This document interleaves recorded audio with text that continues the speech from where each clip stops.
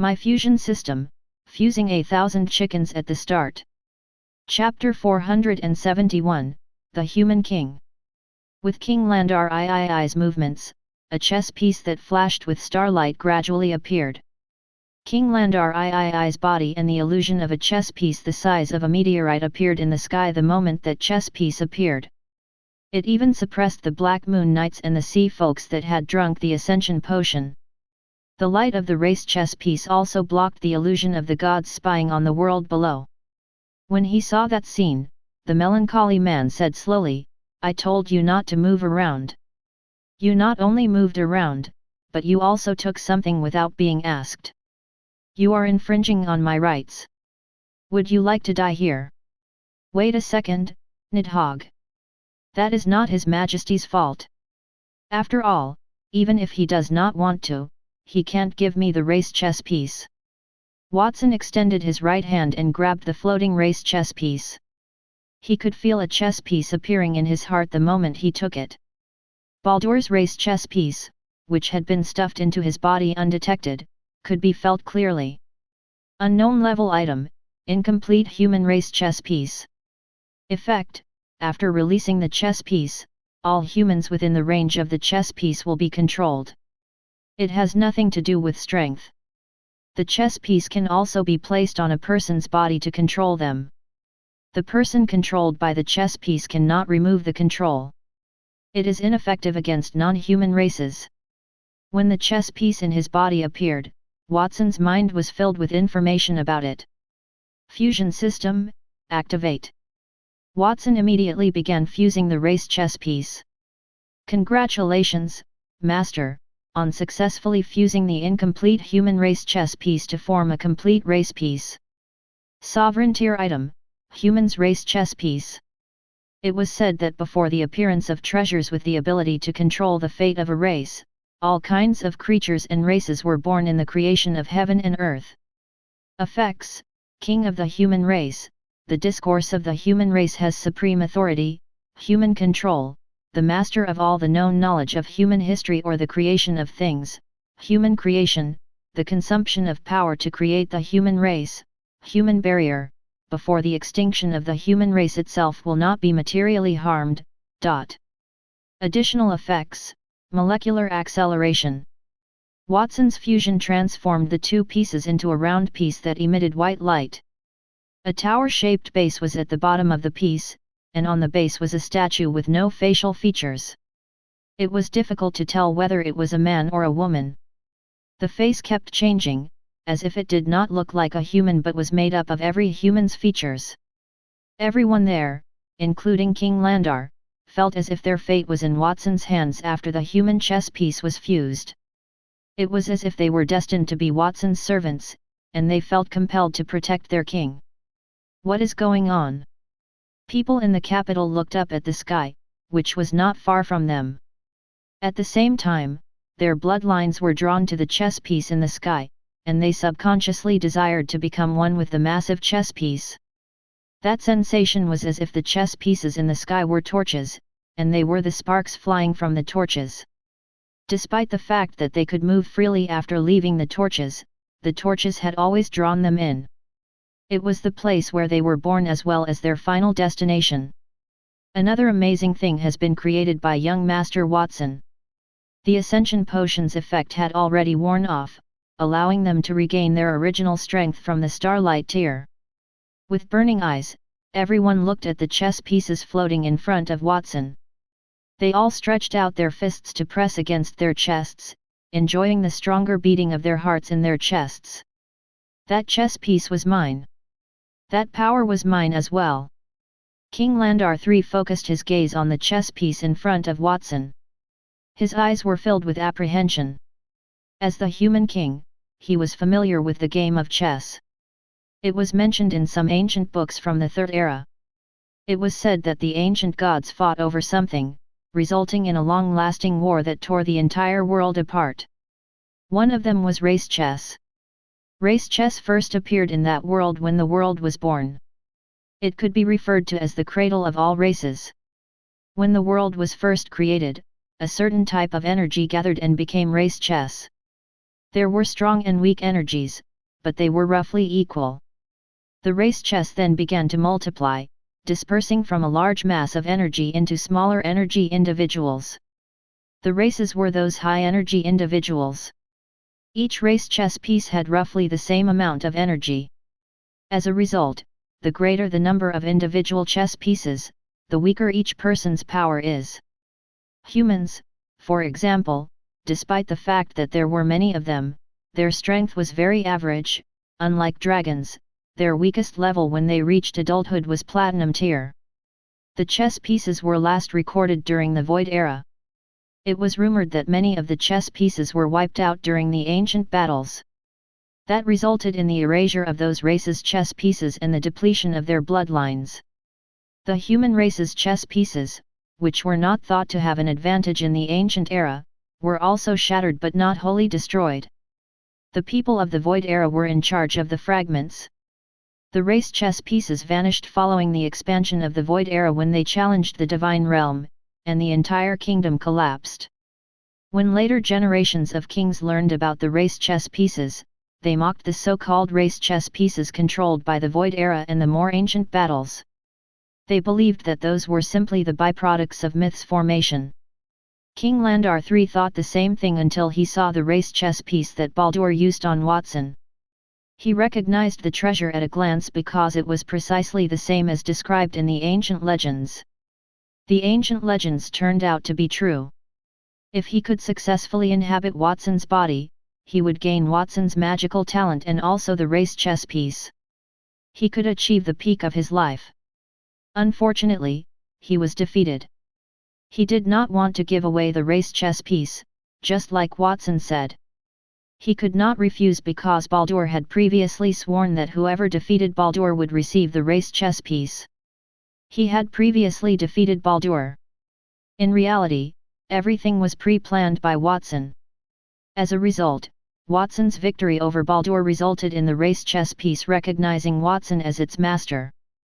While King Landar III was thinking about it, Watson was sorting through the thoughts that came to him. Along with the appearance of the race chess piece, many things that did not belong to him appeared in his mind simultaneously. Among those were the technology and wisdom that countless dynasties had amassed over the tens of thousands of years that humans had lived since ancient times. Those were like a picture scroll that slowly unfolded in his mind, allowing him to read the past with clarity. He could also directly extract the technology that humans had previously mastered. Not only that, but some elites existed in the past, and he could learn the abilities that those people had mastered directly from them. The history of humanity was the history of creation, and humanity's hymn was the hymn of courage. Watson observed that countless humans throughout history had accomplished incredible feats. Perhaps, when compared to other races born with great power in ancient times, humans' power was too weak. However, humans also possessed unique group intelligence. They were able to avoid pride and show their fangs at the strong precisely because they were weak. Aside from that, Watson had a better understanding of the world after fusing with the chess piece. The race chess piece can be thought of as the sovereign tier's symbol. The lowest cultivation system in that world was iron tier, while the highest was sovereign tier. Each tier had its own distinct features. Bronze tier warriors, for example, could transform their combat aura into armor, while silver tier warriors could fly. Diamond tier elites could understand the rules above their tier, and starlight tier elites could become gods. Their bodies had the power of stars, illuminating the earth. What about sovereign tier? Watson had previously only known that sovereign tier elites were above starlight tier elites and were even more powerful than gods. He finally had a firm grasp on that tier. The term sovereign referred to the ruler of a particular race. The race chess was a symbol of sovereign tier. The race chess was created when the world was created, and its energy was fixed. As a result, the highest achievement of a person who understood race chess was fixed, and that was to gather the energy of all the other participants in the race into one's own body. If you could do that, you would be a king. The sovereign tier represented the pinnacle of that world. If a person wanted more power after reaching the sovereign tier, they could only go to other elites for it. In other words, they had to fight for the right to play chess. Or, like Nia, they could choose to reincarnate as a child of God. They could reincarnate from one race to another and absorb the energy of the other. They would be able to break through the limit that way. Originally, Watson was wondering what else could stop Nia after she had reached Sovereign Tier. He realized it then. That world was much larger than he had anticipated. It was not, however, without limitations. Watson could grasp a sliver of the world's edge. The ability of each race chess piece to control a race or create its own people is derived. Its essence represents the ability to create the world. The human chess piece symbolizes the origin ability, which is molecular acceleration, Watson muttered to himself. The ability to move and expand an infinite amount of energy was referred to as molecular acceleration. That was very similar to how humans were able to quickly reproduce and replenish their population regardless of how much suffering they endured. Nia had mastered 2 sovereign tier skills. The first was molecular deceleration, which should have been a gift from the race she was born into. Molecular acceleration was the other. It should be a new ability Nia gained after reincarnating as the child of God in that world. Watson had gone from diamond to peak diamond tier after understanding that point and having a deep understanding of the power system of that world. He was on the verge of breaking through to starlight tier. Watson would have needed at least 10 years to accumulate energy from diamond to peak diamond. However, with the invention of the human chess piece, that process was drastically shortened. Not only that, but Watson had a good idea of where he wanted to go with his future training. There is a limit to how much a race's power can grow. If I want to get stronger, I need to fuse more races and make more race chess pieces. It appears that, in addition to the sea race and the dragon race, I need to control more races. He had previously subdued the sea folks and the dragon race solely to gain control of the sea and sky to better fight the kingdom. However, he had a more lofty goal then. Watson inserted the human chess piece into his own body after a long sigh. If the human chess piece immediately entered his heart and fused with it, assimilating his heart into the shape of a chess piece, one had to master the race chess piece if one wanted to become a sovereign tier elite. The person who mastered the race chess piece, on the other hand, was not necessarily a sovereign tier elite. It was the same with Watson. He was only at the peak of the diamond tier when he realized he had what it took to become a sovereign tier elite. Although he was still a little immature, he would undoubtedly grow into a worthy human sovereign tier elite in the future. Watson looked around, filled with pride. The battle is over. Everyone has worked hard. His voice did not need to be particularly loud at that point, after fusing with the race chess, but it could still reach the ears of everyone there. Young Master Watson appears to be a little different than before. Should I say he has grown more majestic or stronger? I do not even dare to look at him directly now, a Black Moon Knight muttered to himself. The people around him nodded as well. I have the same impression. My legs are shaky. If I had not held on so tenaciously, I would have knelt in front of young Master Watson right then and there. I will lavishly reward the soldiers who came, whether it was the Black Moon Iron Knight, the Sea Folks, or the Dragons. I serve young Master Watson with no expectations of recompense. Many soldiers yelled at the same time, their voices echoing across the sky. Watson's corners of his mouth curled up in delight at that response. There has to be a reward, but first. Watson raised his hand to the sky and activated the fusion system mid-sentence. The world, which had been harmed by the arrival of hundreds of thousands of Starlight Tier elites, began to heal as a result of his fusion, and it became even firmer. The gods spying vanished behind the massive black curtain in the sky. After their vision was blocked, one could clearly see their unwillingness in their eyes. Watson's fusion ability healed not only the sky but also the shattered land. The large hole created by Baldur's Void Warship's Divine Power Star Destroyer cannon quickly recovered, and the magma that seeped out of it vanished. Even the royal city, which had been ripped apart by bottomless ravines, was reassembled and rebuilt. The citizens sat on the ground in a daze, staring at their relatives and friends who were not far away, their faces contorted with relief at having survived a disaster. That scene happened in an instant, and Watson quickly drew his finger and turned to face King Landar III, who was standing across from him. This scene, Your Majesty, is about to come to an end. You invited the gods to come in and secretly plotted to take over my body. I am not sure what I should do with you. What exactly do you intend to do with me? Kill me. King Landar III's eyes flashed. The winner takes everything. There is nothing wrong with what you did.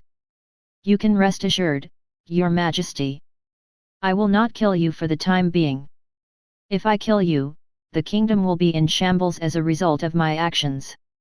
2 of the 3 princes died as a result of your actions, as did Augustus.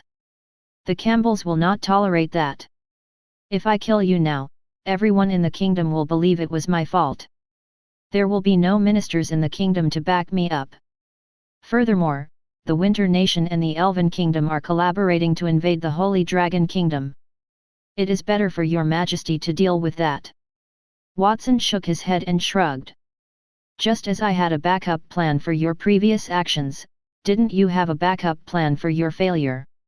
Like Watson's, King Landar III's backup plan was for the Holy Dragon Kingdom to fall apart and be invaded by other kingdoms, one to destroy the kingdom and the other to destroy the world if he died.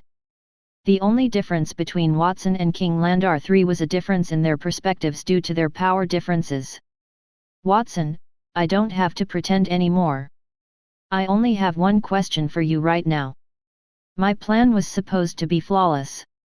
How exactly did you destroy it? It appears that you were aware of all of my plans in advance and completed the counterattack in a location that I was unaware of. When he realized his final thoughts had been revealed, King Landar III sighed and stopped pretending. He was perplexed as to how Watson could derail his plans. He might not have made the most significant contribution to the kingdom in history as king of the Holy Dragon Kingdom, but he boasted that he was the best at planning. In that regard, both the late king and the kingdom's so-called famous strategists were inferior to him. How could a 12 or 13-year-old boy like Watson do something like that? That is a long story, Your Majesty. Are you willing to listen? Of course. After all, I am powerless to do anything but listen to the story right now. Watson cleared his throat and was about to speak when a magical array appeared beneath Sylvan's feet and in front of King Landar III. He slapped King Landar III across the face. Slap! King Landar III's face swelled up at a noticeable rate, and blood flowed down the corner of his mouth. I should call you Friar, not King Landar III. You are still in the mood to hear a story? You must have a lot of free time. Sylvan's eyes glowed with murderous intent, and his raised right hand trembled. It was engulfed by a magical fluctuation powerful enough to kill a diamond-tier elite. King Landar III turned his head and spat out a mouthful of blood, saying, Sylvan, you are still the same, still very rash. When Avril was still alive, she tried many times to persuade you, but you have not changed. I am afraid Avril would be very disappointed if I saw you now. Slap. Another smack. B****, you have no right to mention Avril's name. You are the one who murdered her. I am going to kill you. Chapter 472, You no longer have another chance. Do not be hasty, senior brother Sylvan. King Landar III raised his head with an indifferent expression just as magic was about to land on his face. Come on then, I will accompany Avril, he said. Watson immediately stopped. Watson's words had absolute power because he had obtained the human chess piece. Even though Sylvan's eyes were bloodshot and his chest was heaving up and down, he remained calm. You would not have come to me, let alone beaten me, if it had not been for Watson. If my plan had worked, you and the border would be my subordinates by now. How does it feel to work for your adversary and be powerless to resist? King Landar III did not consider himself fortunate that he had not been beaten. Instead, he mocked him by raising the corner of his mouth.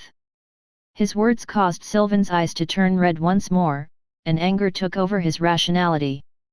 Sylvan had been planning to avenge his sister and overthrow the kingdom for more than 10 years. Since his adversary was right in front of him, and he still looked so proud, he could not take it any longer and abruptly opened his right hand. Vermilion Nova, his signature fire elemental spell, was cast. Since he attacked with rage, the spell he cast was a sun. It wrapped itself around King Landar III as if it wanted to melt him. However, in the midst of the flames, King Landar III only waved his hand, and a massive throne appeared beneath his body. Then he yelled, "Commandment!" From King Landar III's body, an invisible fluctuation spread in all directions. When Sylvan's massive sun collided with that fluctuation, it instantly vanished into the air with a pop. It was as if it had never been there before. "Sylvan, your current strength should be at the diamond tier, and you have an angel and a dragon bloodline. However, those are insufficient in front of me. Watson bestowed those abilities on you, correct? Watson has given you so many advantages, but you are still so frail. It appears that the strongest mage in the kingdom is no longer capable of performing the feat. You can't even get close to me." King Landar III. Sylvan gritted his teeth. He took an unopened bottle of Ascension potion from his pocket. "Next, I will demonstrate my true strength to you. I am curious if you can still say these words then. Senior brother Sylvan, King Landar III has completely upset you. You are now playing right into his hands." Watson placed his hand on Sylvan's shoulder. Sylvan paused. "And your majesty, do not keep saying those meaningless words. Watson, if you want me to stop arguing with the border count over there, you can explain how you were able to disrupt my plan. It may take some time to say it. It is best to see for yourself, your majesty." Watson gestured at King Landar III. A large portion of his memories flew from the gaps between his fingers and into King Landar III's forehead. The method of transferring memories was based on the memory transfer technology from the Third Era. The idea was to encase the memories in light and then transfer the light to another person's brain. Since the human chess piece recorded everything related to humans, Watson could learn about lost history, allowing him to use his technology more creatively. He could even build a void warship if he had enough materials. King Landar III closed his eyes and began to examine the memories Watson had transmitted to him. In order to turn the tables, he needed to know where he had gone wrong. Fortunately, even though his plan to take over Watson's body did not work out that time, Watson could not kill him, and he still had a chance to turn things around. The memories started to transmit. It looked like a library, and it was surrounded by books. "It is a fantastic library." King Landar III immediately recognized where he was by standing in the memory that Watson had instilled in him. When he lowered his head, he noticed that his entire body was translucent. He reached out a hand toward the books on the table in front of him. The bookshelves and books infiltrated his body. He was like a god. He was present in that dream. He could move around and speak freely, but he could not touch or change anything. Soon after King Landar III became accustomed to the sensation, another person appeared. It was Watson and Amun. King Landar III knew Amun's name because he had reached an agreement with Watson in the Severed Fingers Gang's headquarters. "Watson is here with the Severed Fingers Gang's higher up. What does he intend to do?" While he was perplexed, he noticed Watson wave his hand and perform a fusion on all the books in the library, transforming them into the Book of Wisdom. The Book of Wisdom opened, revealing the figures of Ash and a few other Winter Nation people he had killed. That scene took him by surprise, and the book behind it depicted him pacing around the palace. The scene in front of him with the 3 corpses shocked him even more. So Watson entered the Great Library to obtain the books in the Great Library so that they could be fused into a magical tool capable of discovering other people's secrets. I set up a match for Watson in the hopes that he would become my new body. That was after the gods had proven the worth of Watson's treasures to me. When did Watson carry out his plan? Before or after he obtained the Great Library key? Had he anticipated that winning the match would grant him access to the Great Library? King Landar III was perplexed. As a reward, he had arranged for Watson to become the future king and marry his youngest daughter, Kiana. The principal of the Royal Academy gave the key that would allow Watson to enter the Great Library. Was the principal working with Watson? King Landar III was a suspicious individual. He had no idea Watson had entered the Great Library on a whim and wanted to fuse with it. The fusion with the Book of Wisdom was purely coincidental. While he was thinking, King Landar III cast a glance in Watson's direction. Watson was asking Ash, who had been duplicated, about the reason for her death and the king's plan at the time. "Watson, you do not realize what a terrifying person your king is," Ash said after telling him everything. "I overheard some of his plans. He told me about them because he saw that I was about to die. His plan was to summon the gods and then learn how to descend into other people's bodies. He intended to use that method against you. He desired to occupy you, the most powerful genius in the kingdom." When he heard Ash's words, Watson's body trembled, and Amon's face turned pale. A gust of cold wind blew past, as well as King Landar III's body. King Landar III clearly did not belong in that world, but he still felt the cold. The scene he was in changed as the cold wind blew. It was an ice and snow world. Snowflakes whistled in the sky, and the dense snowflakes were difficult to see in the distance. Glaciers that stood on the ground could be seen on the horizon. He could not stop shivering. Then, he heard horse hooves behind him. To the front of the ice field, two massive horses drew a carriage bearing the emblem of the Winter Nation's royal family. They moved slowly toward the ice field, protected by a few guards. A queen emerged from the carriage, wearing a luxurious white robe, a crystal crown on her head, and sky-blue eyes. A huge black dragon rose into the air in the ice field, accompanied by a dragon's roar, and transformed into a person covered in a black cloak in midair. It was a man who resembled the god of death. "I have brought you the treasure you sought, Dark Dragon King. You promised to assist the Winter Nation in the construction of a Dragon Knight Legion. Are you telling the truth?" the Empress asked. The Dark Dragon King, who was shrouded in black like the Grim Reaper, appeared beside the Empress in a flash as soon as her voice fell. The guards' expressions changed dramatically as a platinum tear aura burst out of their bodies. "That is not good. Defend the Empress. Do not worry, I came in good faith. I won't harm the Empress." The Empress waved her hand at her subordinates, calming them. "Where is it?" As the Dark Dragon King spoke, a black storm surrounded him as he floated alongside the Empress. It hurled the carriage in front of him and the two horses into the air. The horses collapsed and turned into meat paste. The carriage shattered as well, and a layer of black ice formed, but there was no treasure to be found. The Dark Dragon King turned his head, and his cloaked gaze became cold as if it was filled with murderous intent. The Empress remained calm in the face of the gaze, but she did not back down. Instead, she motioned with her hand. "I had my subordinates conduct a nationwide search to strike a deal with you, Dark Dragon King. It took some time and a lot of effort on my part to move all of those things over. Next, Dark Dragon King, you must widen your eyes and look closely." While she was speaking, an army appeared on the horizon in the distance, where the hurricane was howling. The army, riding on a white ice bear, then swooped down. The army had tens of thousands of soldiers, each with a few treasures in their hands. Some of them were carrying enormous loads on their backs. These items ranged from priceless ancient holy relics to priceless jewelry.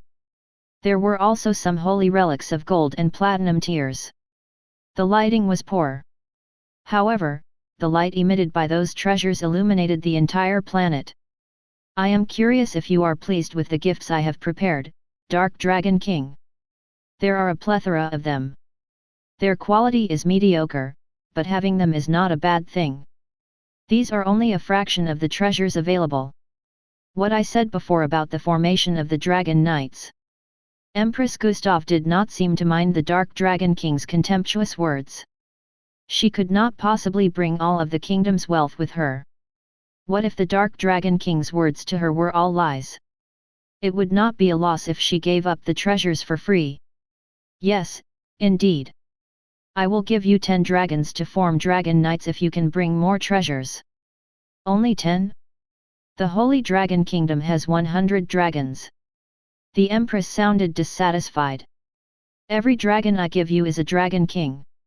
Even though there are only 10, each one is equivalent to 100 ordinary dragons, the Dark Dragon King said. The Dark Dragon King extended his hand, and the 10 dragons behind him, the size of asteroids, soared into the air, emitting an aura that shook the ice plains. After the 10 dragons appeared, even the snowflakes ceased to fall.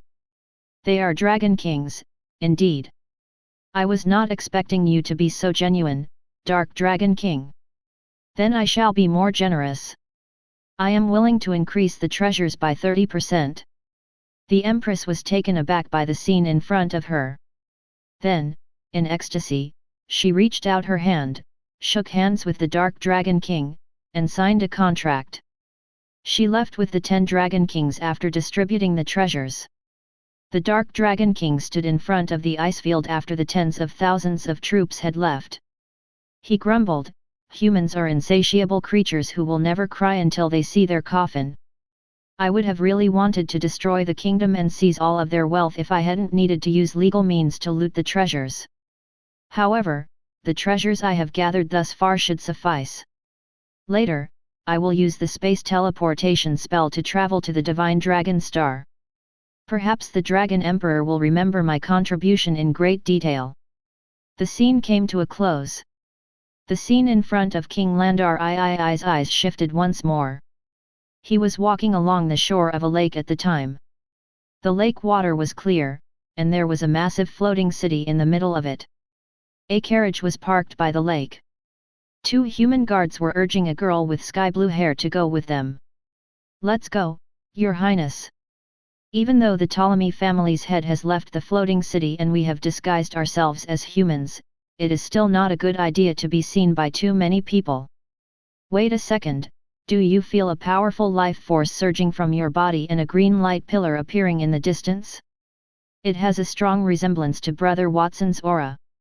Alice pressed her hand to her chest and stared into the distance, where the water light rippled. "We do notice that something is different about our bodies. Could young Master Watson have done something?" The guards became dazed as a result of Alice's words. The surface of the water began to fluctuate at that point, and a whirlpool formed in the middle of the lake.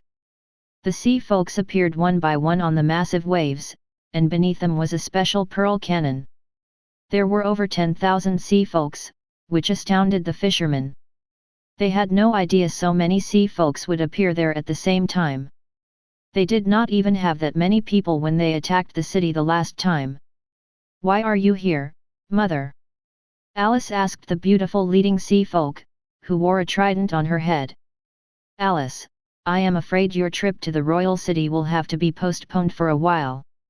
"Have you changed your mind, Mother?" Alice's expression changed. Her mother shook her head and said, "You can still visit the royal city, though. It is just that instead of you, we will go together. Young Master Watson sent us an order to go to the royal city together to finish his plan." The scene had changed yet again. King Landar III was on his way to a mountain peak at the time.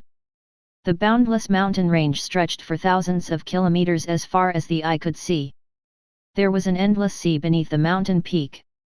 A large ship carrying dead people was faintly visible on it, but it vanished in an instant. On top of the mountain range, there was a massive tree with thousands of lights that could support the entire sky. The mountain peak stood between the massive tree and the ocean, creating a stark contrast. King Landar III was visiting for the first time, but he knew it had to be Mount Creation. A few people were floating in Mount Creation's sky, including Sylvan and his 3 children. "Your Royal Highnesses, don't you intend to stay on Mount Creation for a few days longer?" "Thank you for your hospitality, Lord Sylvan. We can't stay here any longer. After all, we have already been here for a few days and gotten what we wanted. If we do not go back now, Father will be worried," the 3 princes, led by the first prince, politely replied. Very well. Take care on the road. Oh, and one last thing about Mount Creation that I hope no one forgets. The passage of time here differs from that of the outside world. Sylvan snapped his fingers as he sent the three princes away. He cast a spell of mental enchantment. The three princes' bodies shook, and they turned around and left as if they had forgotten something. On the other hand, Sylvan stood in the sky and waved his hand at the angel army streaking across the sky. The kingdom's people have departed. According to the Golden Flash, Watson has joined forces with the dragons and has created 10 powerful potions. The Ascension Potion is one of them. Watson wants us to use the Wish for the World ring to mass-produce the potion. It will soon be time to launch an attack on the kingdom and overthrow King Landar III's rule. Indeed, Lord Sylvan! The Black Moon Knights shouted in unison. Watson's memory transmission came to an end at that point. Sweat trickled down King Landar III's brow as he slowly opened his eyes. Watching so many memories in such a short period made him tired, but instead of tiredness, he felt fear toward Watson. Starting with the plan to get me from the Great Library, we went to the Dragon Clan to take part in the Dragon Knight test. In reality, we were attempting to strengthen the Dragon Clan and create the potion we needed. Then we sent a signal to the Sea Folks. Finally, they were able to produce the potion at the border. I admire you for following one memory after another. Watson, you have been carrying out those plans since the moment you arrived in the capital. No, you have been carrying out those plans since your arrival in the kingdom. Not only that, but the memories Watson displayed to him were incomplete. What is your Majesty's opinion? Watson flashed a half-smile. Watson, you are a monster in every way. I only have one regret right now. Instead of allowing you to develop, I should have mobilized all of the troops to kill you when you first arrived in the capital.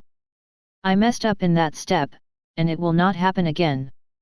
Do you think there will be another time, Your Majesty? King Landar III remained silent. King Landar III, I am not killing you now because you can't die yet, but do not be so arrogant. Sylvan said as he walked to his side, grabbed his shoulder, and flew down. Your life is in my hands now. I am familiar with the story. Hurry up and do what needs to be done. Do not squander your time here. You no longer have another chance. Chapter 473, The Next King. It is over, Watson. Do not forget what you said to me. I do not have high expectations. Just make 10 Starlight tier weapons for me, C.D. said to Watson after noticing King Landar III and Sylvan had left. Watson's mouth twitched. 10 Starlight tier weapons were insignificant. Even if he had the fusion system, creating Starlight tier weapons would require a significant amount of resources. C.D. stretched her arms and flew back in midair as if she could see through Watson's thoughts. Watson, by defeating King Landar III, I assisted you greatly. 10 Starlight tier weapons are nothing in comparison to my efforts. I also have a question for you, Watson. Why didn't you remove King Landar III right away? Instead, you reinstated him. Don't you intend to murder him? Miss C.D., you should have heard what I said. If I kill King Landar III now, everything he did will be blamed on me, causing internal strife in the Holy Dragon Kingdom. The Holy Dragon Kingdom will also treat me as a sinner. That is not what I am looking for. No, Watson, you don't get what I am saying. That is not the question I wish to pose. Killing someone does not always imply destroying their body. Taking over a person's body, as I did, is the same as murder. You have something within you that can completely transform King Landar III into you. Even if you do not do that, you can still control King Landar III with spiritual control magic. So why didn't you? C.D. was skeptical. King Landar III would become Watson's follower as long as Watson was willing and the system fused them. He would never have the opportunity to turn the tables. When King Landar III left with Sylvan, there was a spark of ambition in his eyes. He did not appear to be convinced that Watson had defeated him. Allowing the enemy to live was a terrible mistake. When the enemy grew up, they would plan their attack. Watson appeared to be a very wise man. He would not have been able to defeat King Landar III if this had not been the case. Why would such a wise man abandon King Landar III? Watson remained silent in response to C.D.'s question. He raised his eyes to the sky.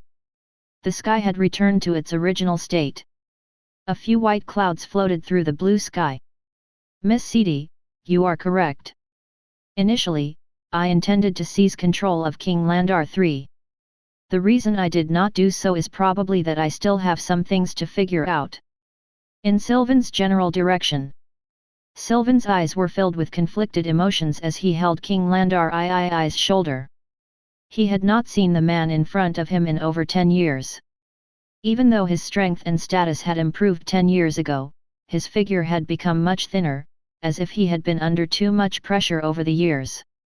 Avril, if I had known that man was like this now, I would have encouraged you to leave the royal city and join me in the Elven Kingdom.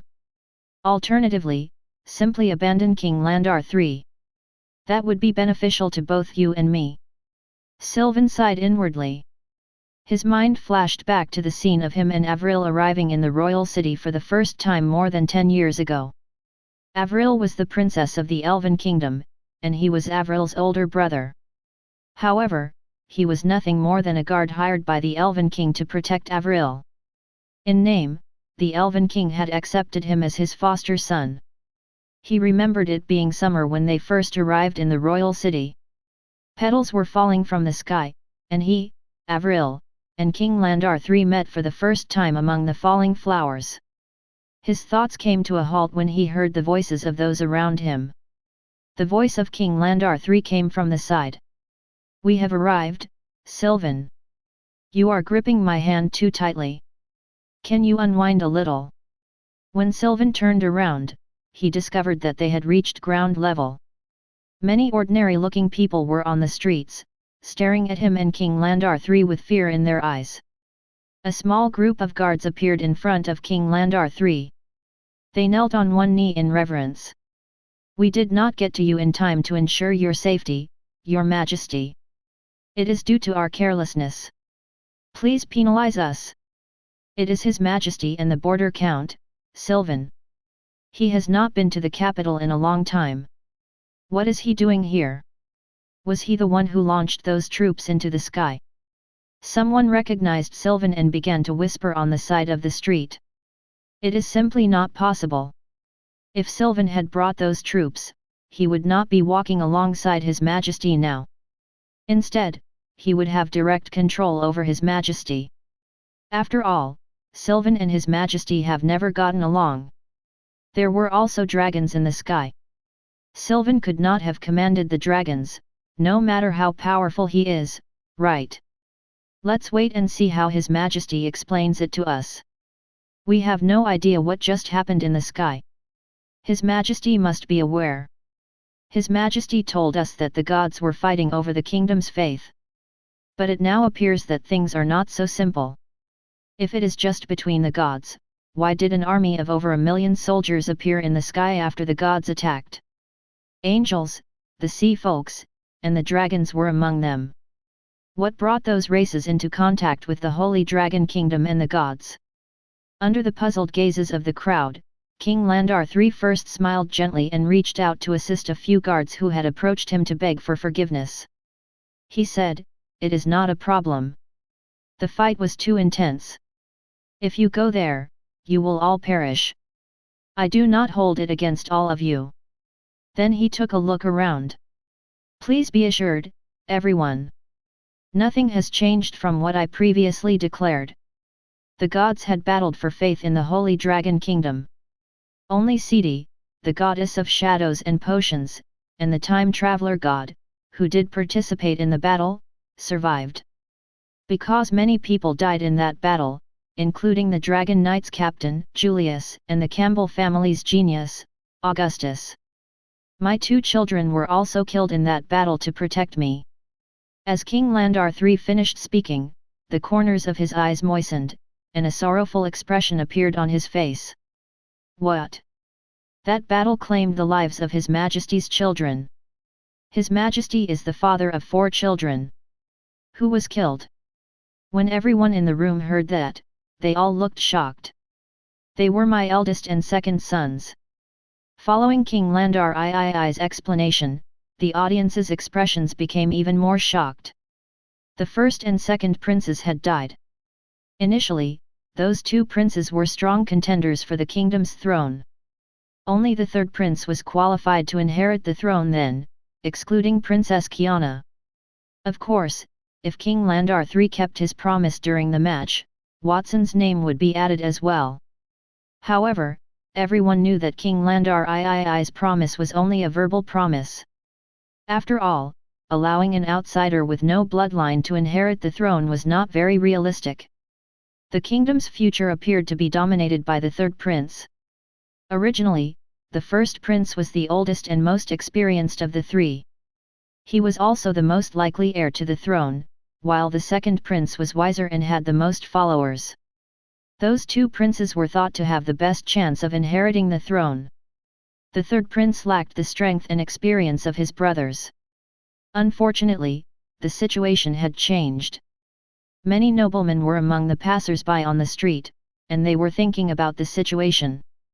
Then, they heard King Landar III said, "I had established the 7 gods in the kingdom to prevent a repeat of the previous demonist church, as well as the expansion of the theocracy caused by only one god. But now I have discovered that changing from 1 god to 7 did not make much of a difference. Those gods still wanted to interfere with the kingdom. As a result, I decided to eradicate all beliefs of gods in the Holy Dragon Kingdom. I want to get rid of all the churches.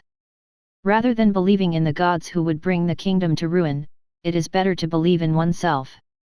At the same time, Watson had brought a large number of troops to protect me and drive the gods away in order to turn the tide of disaster. I would like to give him a prize. I hereby declare Watson to be the next king of the Holy Dragon Kingdom, effective immediately.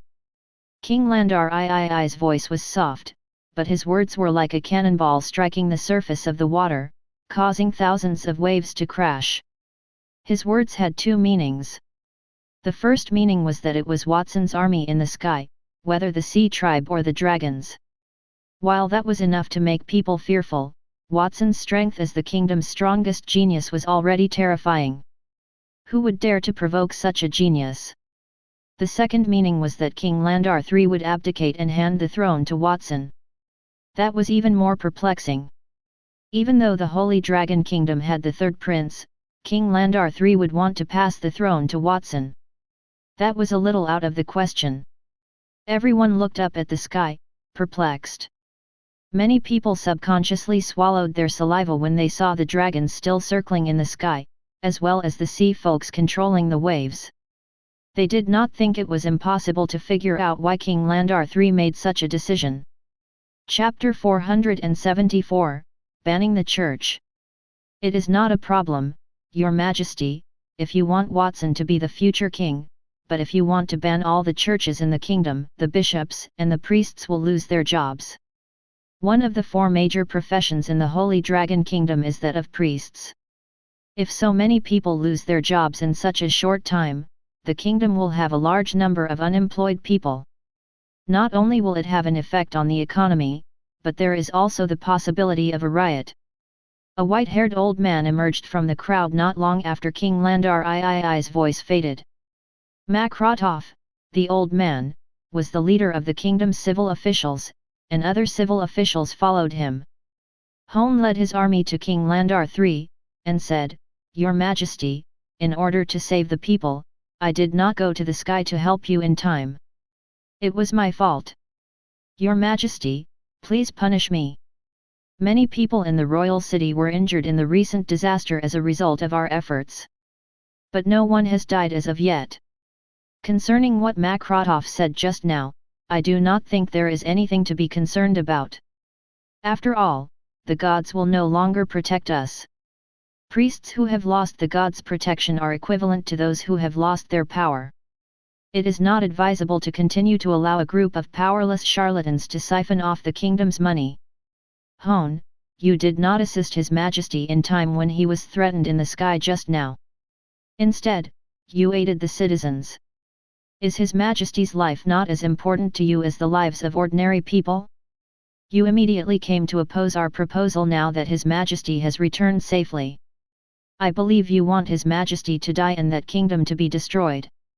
Some of the civil officials mocked and ridiculed Hone. The kingdom's civil officials and generals were already at odds with one another. Hone did nothing to assist in the great disaster that had occurred in the capital. That made them even angrier. Of course, His Majesty is more important than the average person. However, as the capital's general, it is my duty to protect the capital. His Majesty has given me that order. Even if he were in danger, His Majesty said that we would not let the capital fall. What's wrong with me obeying His Majesty? On the other hand, you didn't do anything when His Majesty was in danger. Instead, you approach His Majesty and say a bunch of meaningless things. I believe you are the ones who do not wish the best for the Holy Dragon Kingdom. Hone appeared solemn, but in his heart, he felt helpless. He also wanted to protect King Landar III, but he knew the king did not need his protection. Furthermore, King Landar III was not coerced into flying, rather, he flew up into the sky on his own. His intention was to use the gods to carry out a plan. Hone was unaware of the specifics, all he knew was that King Landar III appeared to have failed. How can you say that, Hone? How can you understand the harm if the church was banned, you short-sighted man? The ramifications would undoubtedly be far greater than the previous Demonist church incident. Hone and the civil servants were having a heated debate. King Landar III coughed and interrupted the two sides just as they were about to continue. King Landar III covered his face with his hand and wore a pained expression after the two groups of people turned their gazes to him. Quit arguing. I understand that outlawing the church will result in many unemployed people in the Holy Dragon Kingdom, which is not a good thing. However, what can I do? King Landar III raised his gaze to the heavens. I am already old, and I have just been terrified by the gods' business. I am not sure how much longer I will be able to live. That kingdom will eventually belong to Watson.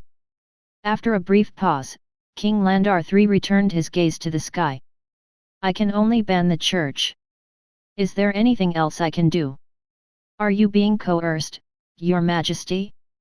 Blink if you are being coerced, Makrotov could not help but say, puzzledly. When he saw King Landar III's actions, Sylvan, who was standing beside him, said, King Landar III, do not use such deceptive tactics to entice those ministers. What are you doing? When they saw King Landar III's actions, they would subconsciously believe Watson had done something wrong. Do not be so cruel, Lord Sylvan. I know I was wrong.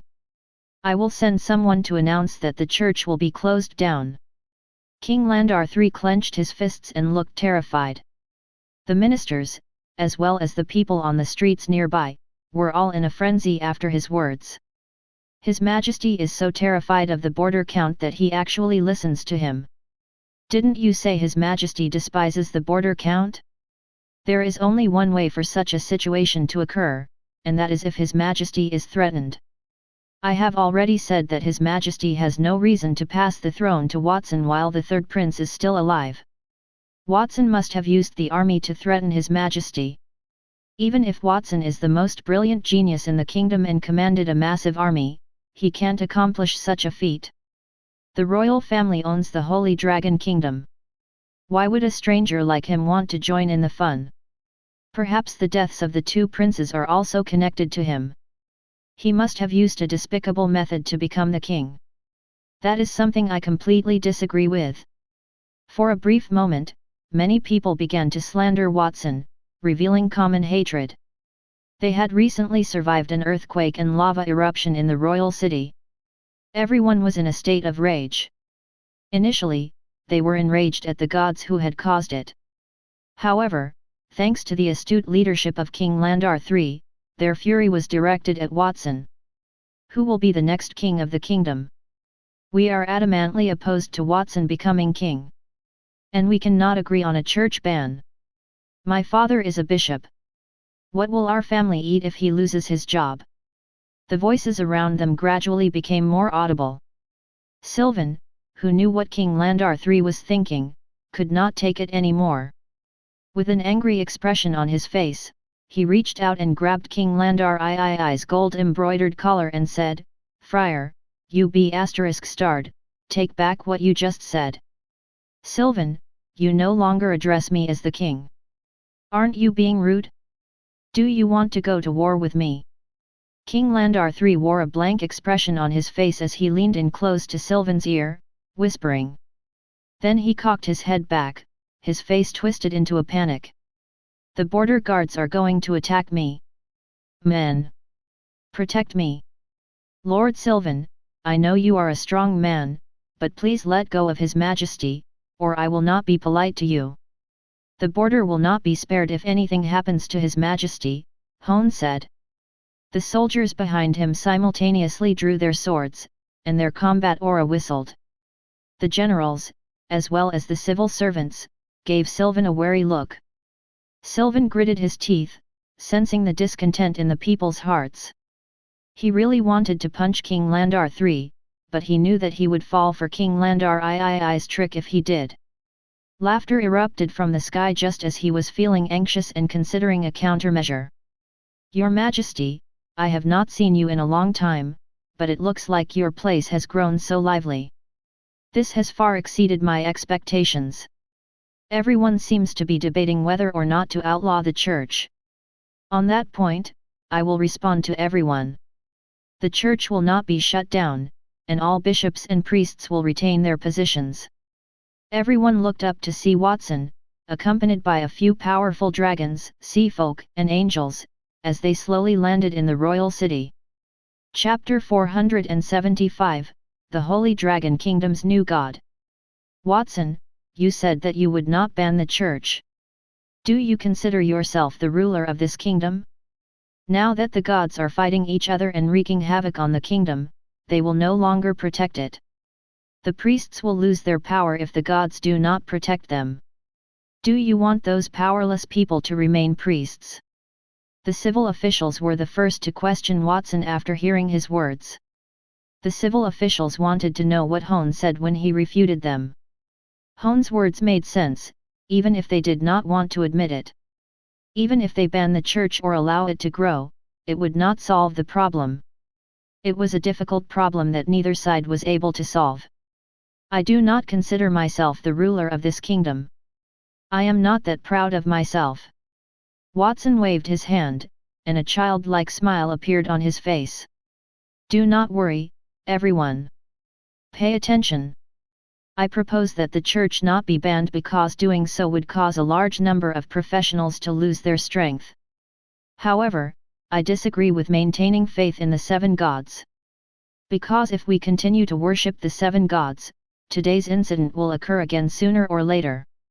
I propose for the church members to believe in someone else." "Who?" Watson pointed to himself. "Me." "What?" Everyone in the room was taken aback when they heard Watson's words. They did not react right away. If Watson had come with a god's recommendation, it would have at least stabilized the situation, even if it would not solve the problem of gods doing whatever they wanted in the mortal world. What exactly did that mean? Did Watson want to become the kingdom's god? Watson had just stated that he was not a proud man, but he also wished to become a god. Was that not a sign of arrogance? "Young Master Watson, from what I understand, those who can become a god must have the strength of a god. Only then will they be able to absorb the faith and send divine power to assist those in need. Do you have that kind of strength?" Hone's eyes narrowed as he asked softly. "I do. I would not have made that suggestion if I did not have it." Watson nodded and smiled. "Everyone, I want to be the Holy Dragon Kingdom's new god, replacing the seven gods in the church. This is an order, not a request. I am directing everyone to adhere to my plans. I have nothing to oppose because young Master Watson has said so. Makrotov stepped back and returned to the group of civil servants. All of the civil officials remained silent and agreed. On the other hand, no generals objected either. It seemed as if whatever Watson did was right and proper.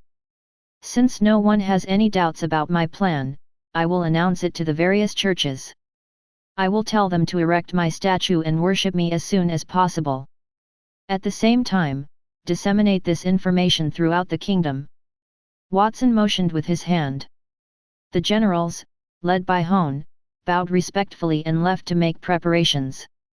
No one looked back at King Landar III as they walked away. King Landar III grimaced. An illusory chess piece emitting starlight appeared in Watson's chest. Watson was regarded as the world's chess piece due to his role as the human race chess piece. He did not require any titles. There was no way to go against what Watson said as long as he was a human. Even King Landar III trusted Watson's words instinctively. Watson turned his head and looked at him as if sensing his gaze. His smile widened, and there was a tinge of relaxation in it. He seemed to be telling the king that he would have a way to check whatever trick the king would play. King Landar III sighed and turned to walk toward the palace. I am sorry, Watson, but I am a little tired. I will return to the palace to get ready for other matters. I will reorganize the church and leave the task of constructing a faith to you. You can rest assured, Your Majesty. I can still accomplish such a simple task as establishing a new faith. I hope you will pay more attention to other matters in the kingdom and avoid making any further errors. Otherwise, I will have to assist you. I can do it. King Landar III turned around and walked out of the street after exchanging a few simple words with Watson. His back was much more hunched than before, and he appeared lonely. Conspiracies and tricks were sometimes rendered useless in the face of absolute power. King Landar III had heard that saying for a long time, but he had only just truly understood it. Sylvan remained silent after exchanging glances with Watson. Instead, he quickly followed King Landar III and resumed his duties. When King Landar III left, the people around Watson dispersed and began to carry out his orders. The original statues were soon toppled, and word of a new statue spread throughout the capital. Magical tools spread like wildfire throughout the kingdom. In the cathedral, Bishop, His Majesty has just sent us an order to demolish the statues and replace them with new ones. He wants to change our faith in the 7 gods to Watson. Watson is only a kingdom genius, not a god, a priest said while standing in the hall where they worshipped the statues. Isn't it a blasphemy to believe in Watson? Rather, we should resign from the priesthood and pursue another career to cultivate again. The Holy Dragon Kingdom's frequent changes have posed a significant challenge to the priests. Their unwavering faith in the gods had shifted as well. If the gods could not bring them happiness, it was understandable that they lost their faith in them. According to what I have heard, Watson was the one who issued the order. And His Majesty and all of the ministers have agreed to it. I have to say that Watson's plan to become a god is far too audacious. What should we do now, Your Eminence? Another priest said. What else can we do? It doesn't matter if it was Watson's idea or not because His Majesty and the ministers have agreed to it. Demolish the remaining sculptures and convert them to a statue of Watson. The bishop sighed. Those priests could change their professions and stop worshipping the gods, but he had dedicated his entire life to the gods. It took him a long time to rise to the position of bishop. After just one battle, the gods were no longer protecting the kingdom. His life would be ruined if he did not find a new faith. The more he had, the more afraid he was of losing it. That was his state of mind. What kind of God would treat us devout believers so casually? The bishop said with gritted teeth as he stared at the 5 statues that had already collapsed in the hall in front of him, as well as the remaining 2 statues of the goddess of shadow and potion and the statue of the time traveler. They had fought for their own selfish desires, almost destroying the capital. They are worse than a human. Rather than having faith in such gods, I might as well find a random faith that will protect my position. With that in mind, and seeing the two priests beside him remained motionless, the red-robed bishop grabbed the solid wooden chair that had been placed in the great hall. He walked up to the statues and smashed them to pieces. Under the gazes of the two priests, the two sculptures shattered into a pile of dregs, emitting a dull cracking sound. Neither of the sculptures reacted at all during the process. It was as if they had unspokenly agreed to that result. The bishop threw his chair away and knelt on the ground. "I want to repent to the sky," he said as he clasped his hands together. "I had believed in the wrong God, and it almost destroyed my home. That was due to my lack of knowledge. Fortunately, the sky provided me with a new direction. I am willing to change my mind and believe in young Master Watson. He is everything to me from now on. I shall love him more than I love myself." The bishop has truly come to trust Watson. I have a feeling the bishop is about to go insane, smashing the god's statue with his own hands. I wonder if he will face the god's wrath. The two priests looked at the bishop as he recited the prayer to Watson, their eyes filled with pity. They did not want to leave the church and go without work, but they also did not want to pray to a 12 or 13-year-old child. Praying to a teenager was not only embarrassing but also pointless. It would be strange if there were any benefits to praying to a child. When they were all thinking the same thing, a bright light burst out from the red-robed bishop's body as he prayed. The bishop's body erupted with a powerful force. The force changed in mid-air. It transformed into a pupil-less eye at times, and a lively green ball of light in the shape of the world tree at others. Finally, two waves of energy changed in mid-air, and a diamond tear aura encircled the red-robed bishop's body. It developed into a storm. The two priests were blown away by the powerful storm, and they hugged the stone pillar in the hall tightly. They were not taken aback, but they did appear stunned. "What is going on?" After praying, the bishop stood up in front of them. His body straightened, and the wrinkles on his face faded significantly. "I can feel my power increasing as I progress from peak gold tier to diamond tier. After praying, I feel as if I have made a connection with Watson, and a vast amount of knowledge has been transferred to me from Watson. That feeling is similar to when I prayed to the gods and received their blessings, but it is much stronger. Watson can accept our faith and do the same thing as the gods. It is not impossible for him to dethrone the gods and become the Church's new god. The Church is saved." Chapter 476, The King of Angels. Watson can absorb faith and bestow powerful strength on others, is that correct? After hearing the bishop's words, the two priests, who had thought Watson was exaggerating, exchanged glances. They still did not believe Watson possessed the ability to replace the seven gods. However, they were hesitant after seeing the bishop's body exude a power that was clearly beyond their comprehension. One of them clenched his teeth and knelt on the ground, beginning to pray. "I am willing to put my faith in Watson." Following his prayer, a layer of platinum-tier powerful aura appeared on his body. A blazing flame domain appeared beneath his body with a casual movement of his hand, fire elemental laws. Only platinum-tier elites can wield this power. You should know that even though I have mastered platinum-tier moves, I am only at silver tier. Oh my goodness, it turns out that worshipping Watson can actually grant us power. Furthermore, that power is far greater than when we worship the gods. Tell the other priests about it right away, so they do not have to leave." Even though their tiers had not improved, the two priests felt that the power in their bodies had increased significantly. They rushed out of the church, ecstatic. Similar incidents occurred throughout the capital and gradually spread to other cities in the surrounding area.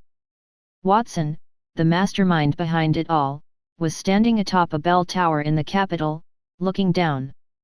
That bell tower was one of the tallest structures in the capital. The guards usually sounded the capital's alarm there. Watson squinted his eyes comfortably as he looked down. A thick layer of faith-filled light covered his body, and the aura of faith grew denser and denser. Standing on top of the clock tower, it felt like he was amid the high and mighty divine kingdom. Initially, Watson's strength had increased by leaps and bounds due to his understanding of the sovereign tier as he rose to the peak of the diamond tier. However, with the absorption of faith, his strength was still improving. After it was issued, the people of the various churches attempted to follow the order to replace the gods. The number of people who believed in him increased dramatically. The source of chaos elemental magic contained in his soul had tens of thousands more souls at the time. The figure was still growing at an exponential rate. The Holy Dragon Kingdom was home to tens of millions of people, including millions of priests. If the speed were fast enough, it would only take a few days for those priests to believe in him, allowing him to gain the trust of millions. It would not be difficult to raise Watson's strength to the Starlight tier if he could use a few years to let the people of the Holy Dragon Kingdom become accustomed to that matter and make all the people believe in him as time passed. After all, even if he were a Starlight tier elite, gaining the trust of tens of millions of people would be extremely difficult.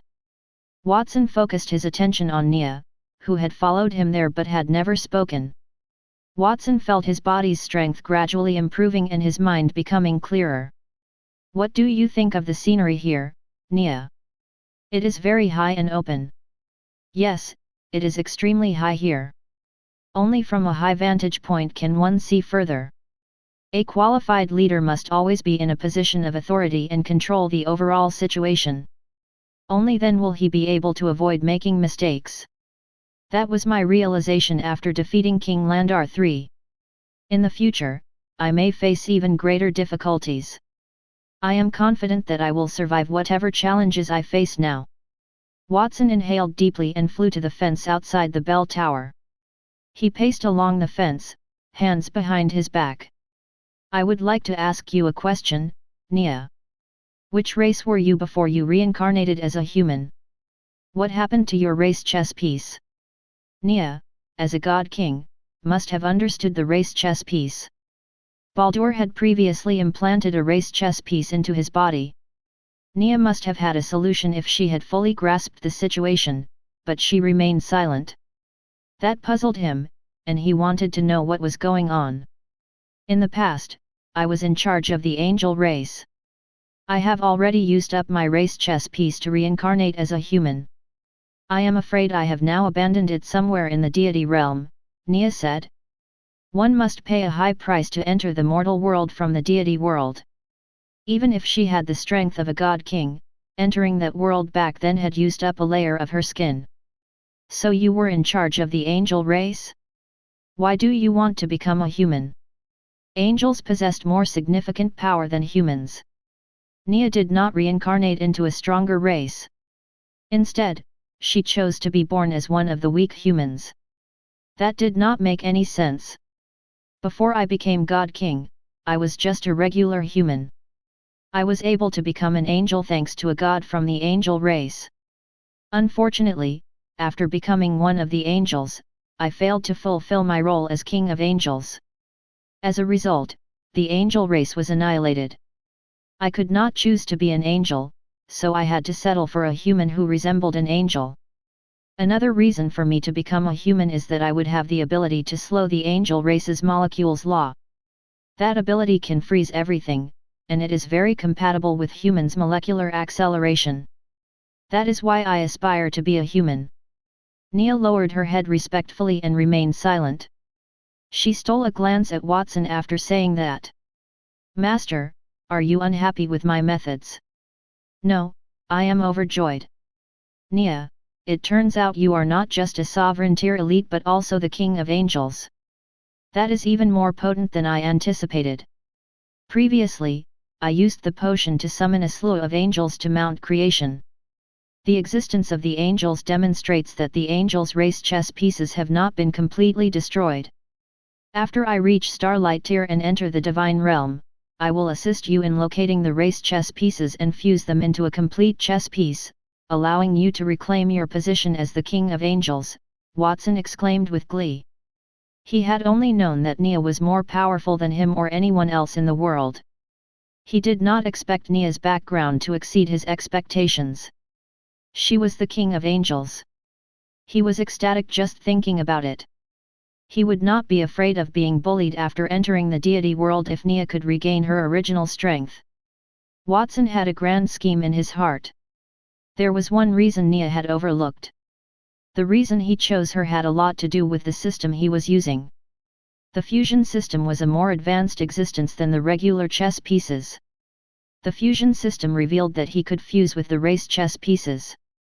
If Watson ever reaches the sovereign tier, he would be able to plunder the energy of other races via the fusion system, making him the leader of those races. If Nia had not told him, Watson would never have brought it up on his own. It would be enough for him if Nia just stayed by his side. Nia, I would like you to accompany me to a location. He would have to take one step at a time. Watson needed to start accumulating little by little if he wanted to achieve the grand goal in his plan. Then he had to take the first step into the future. Yes, Master. Watson and Nia transformed into two streaks of light and flew toward the capital. The Abdication family, the capital's largest potion-making manufacturing clan, was located in that direction. At the Abdication family, the blessings of the gods and demons is too difficult to make. I have the raw materials His Majesty gave me, but I have tried nearly 1,000 times and still have not succeeded. This should be the final time. I am hoping it goes well. Rose stood in front of her laboratory, clutching a small bottle of emerald green water from the spring of life. She appeared tense. Balls of various colors were arranged on the table in front of her. Some were black, white, and gray, while others were round or square. They appeared strange, but none of them were the successful blessings of the gods and demons. Relax, Rose. Potion making is a trial and error process, and practice makes perfect. There are hundreds of complicated potions in that platinum tier formula, and the order and dosage of each drug are different. Under these conditions, any minor error will render the potion ineffective. That is perfectly normal. Stella, Rose's sister, crossed her arms and stood behind her to cheer her up. Their family's patriarch was also present in the laboratory, looking nervous. Do not worry, Rose. If we fail again, I will request more raw materials for the potion from His Majesty. I'm sure he will give us as much water from the spring of life that we need. Father, please stop talking. Aren't you putting even more pressure on your sister? Rose began a new attempt while Stella was complaining. She took the water from the spring of life and quickly pressed the herbs in the proportions specified in the formula. The juice was squeezed out and mixed to turn the potion into a black liquid. The potion then fused with the water, resulting in a black liquid. The two different liquids were mixed together. Then, the two liquids were separated by a clear line and divided into two halves. Rose's forehead began to sweat as a result of that. What she was doing then was only the first step in the process of creating the potion. She had to repeat the process, mixing thousands of drops of similar elixirs. Then, she would let the potions dry naturally. Even if she repeated the task 100 times, it might not be completed. While Rose was working, the voices of Stella and the head of the Abdication family gradually faded, and the air became solemn. After about an hour, thousands of drops of black and white liquid appeared in front of the Rose, forming pearls, and she held a handful of powder in her hand. That powder was the fossilized remains of an ancient race known as the Hell Baron. She had to toss those fragments into the potion without destroying its shape. She had failed numerous times before that. I have to succeed this time. Roseweiser sprinkled the Hell Baron's fossils into the black and white liquid while praying in her heart. The crystal clear liquid became turbid and began to move in an irregular pattern as if it contained activity. Thousands of water drops joined to form a round black and white ball. It was illuminated by a simple and uncomplicated light. It's a success. Rose stood up when the black and white ball appeared. It's a success. Wait a minute, let me check. Behind Rose, Stella, and the head of the Abdication family, a slender arm snatched the blessings of the gods and demons from the table. The three people were taken aback. When they turned around, they saw that the owner of the slender arm was a lovely young lady dressed in a long black gown. She hesitated a little before swallowing the blessings of the gods and demons. No. When the head of the Abdication family saw that, he nearly collapsed. The blessings of the gods and demons had the potential to grant people eternal life. He was already quite old, and his body had suffered as a result of dealing with potions all year. He desperately needed that potion. That was also why he urged Rose to accept it. He had tried thousands of times before succeeding, but the potion had been stolen by someone else. That nearly made him cry. Chapter 477, The Powerful Nia. I seem to recall seeing you somewhere before. Stella, Rose's second sister, stared at the girl who had taken the blessings of the gods and demons potion when the head of the Abdication family looked as if he was about to cry. Her eyes widened as she realized who the girl was. She did not dare to confirm it. You are Miss Nia.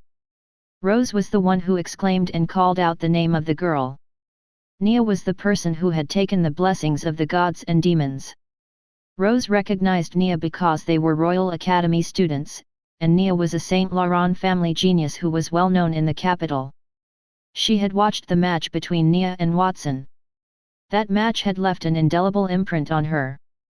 Hello. Nia nodded. Are you Nia? Nia, the kingdom's second-ranked genius, was the strongest genius in the Saint Laurent family. At that moment, the Abdication family's leader also reacted. He took a deep breath of cold air, and then his face became sad. Regardless of who you are, entering the Abdication family's place so rashly and seeking the blessings of the gods and demons is not appropriate, is it? Rose, my daughter, has made that painstakingly.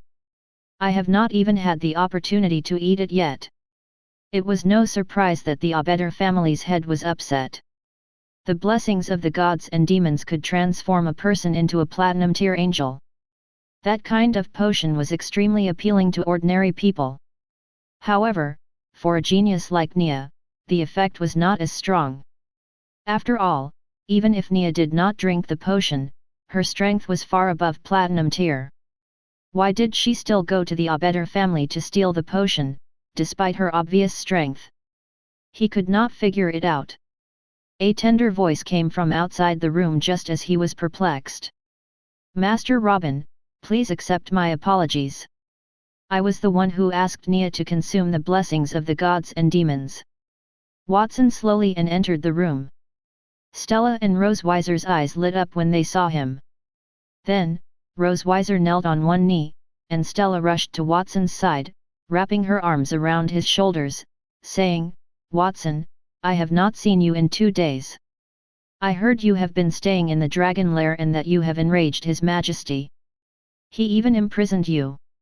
When were you released? Is His Majesty relaxed now? Watson's expression became strange as he looked at his arm, which was pressed against his shoulder. I left the prison quite some time ago, Miss Stella. I just finished a massive battle with someone above the royal city's sky. Didn't you know? A god-tier battle had erupted above the royal city. He even summoned the dragons, the sea folks, and the Black Moon Knights. Stella would not ask such a question if she saw that. We stayed here after receiving the formula, we never left. Furthermore, this room has excellent sound insulation. There was a tremor in the laboratory just now, and it almost halted our work. What happened outside? Stella scratched her brow, her face expressionless. In response to her words, Watson's mouth twitched. It was insignificant. Stella's indifferent attitude toward the outside world was not appropriate for a person.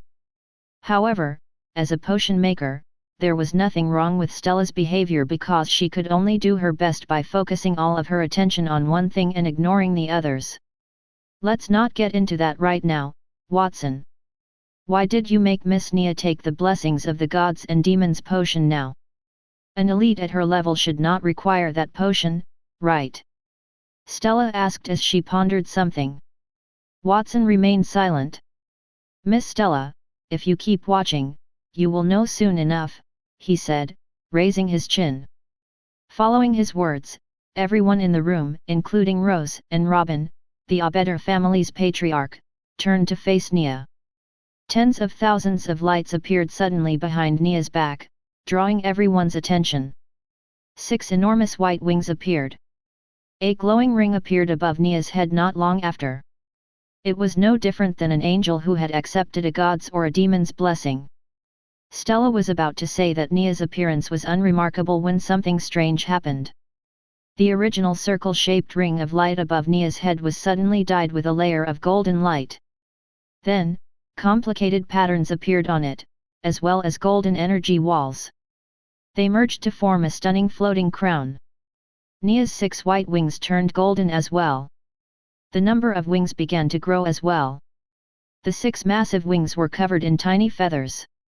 If one looked closely, one would notice that they were tiny golden wings.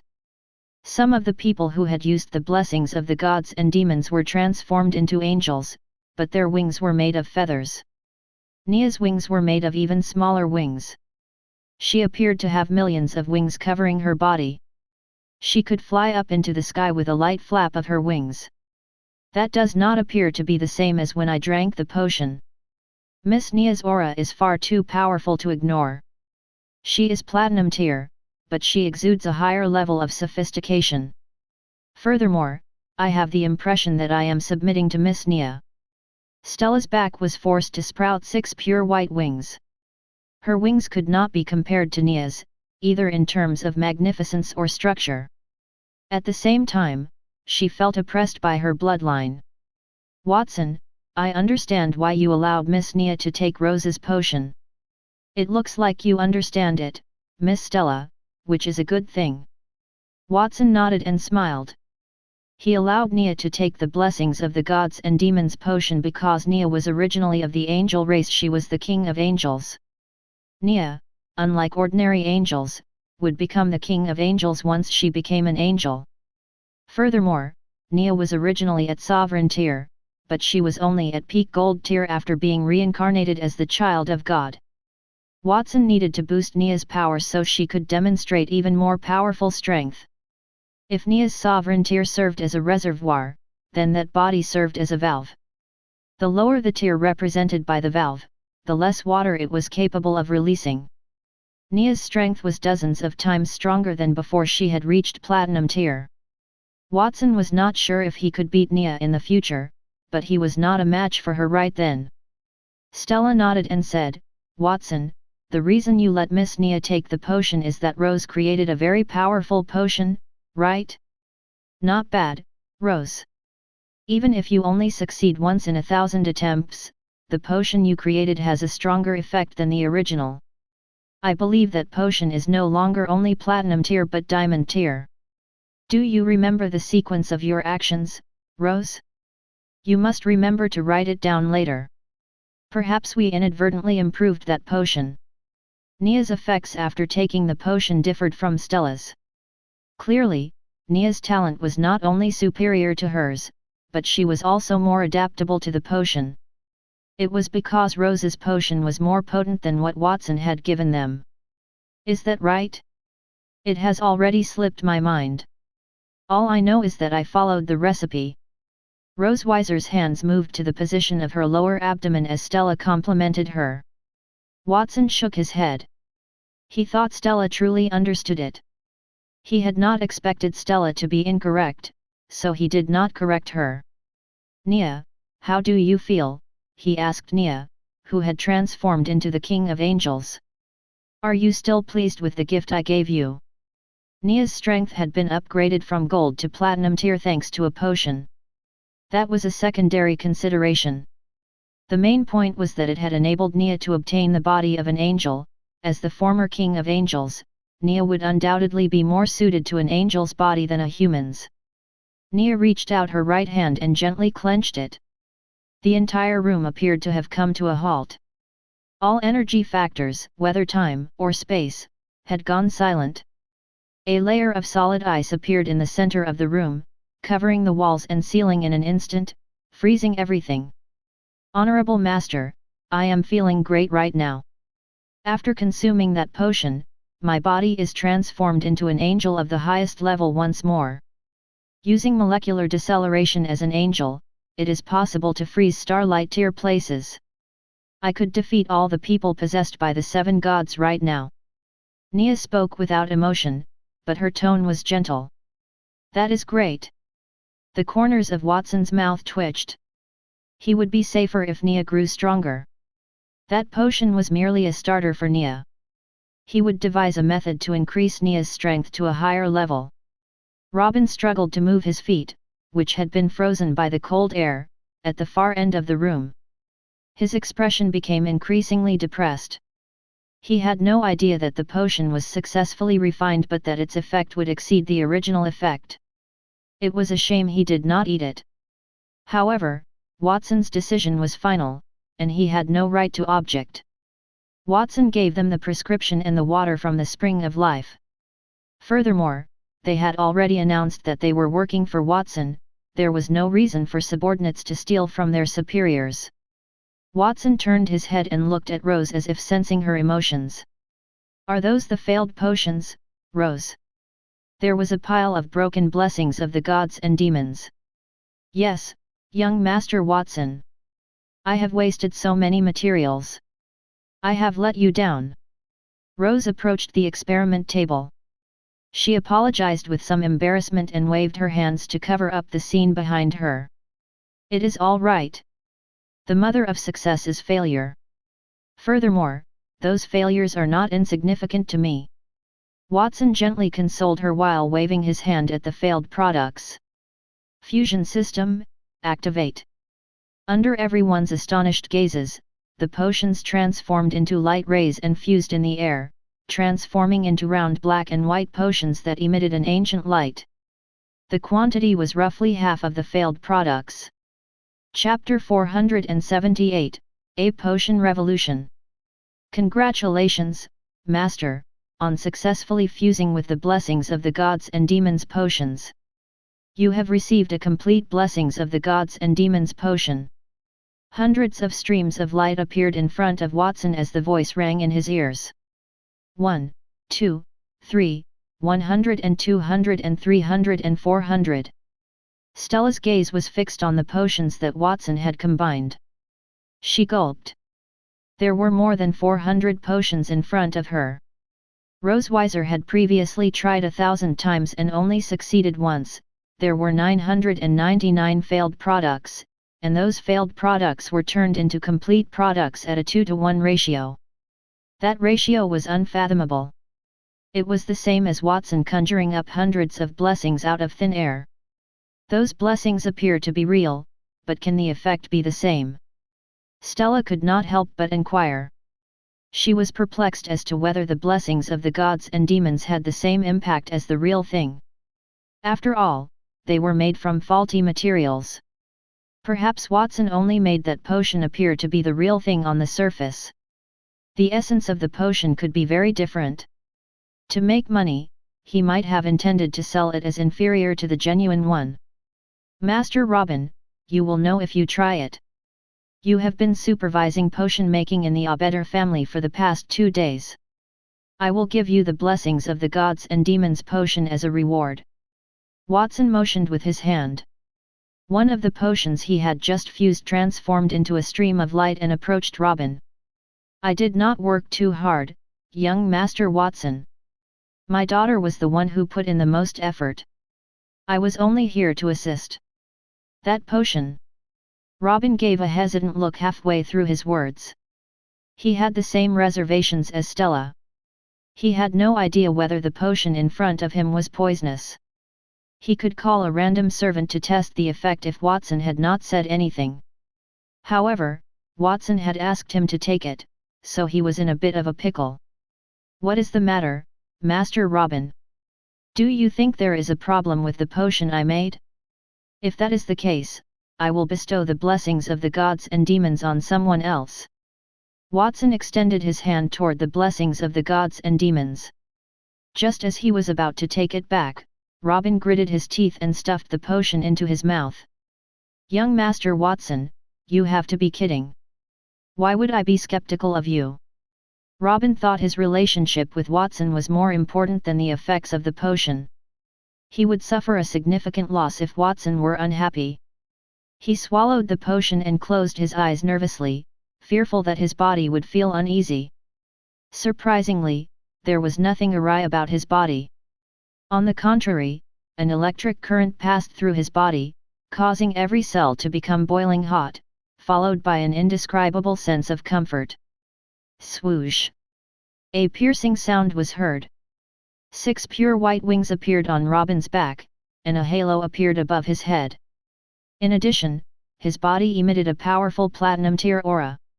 Robin's face revealed an ecstatic expression as he felt the surge of power in his body, looked at the angel wings that appeared on his back and raised his hand to touch the shapeless halo above his head.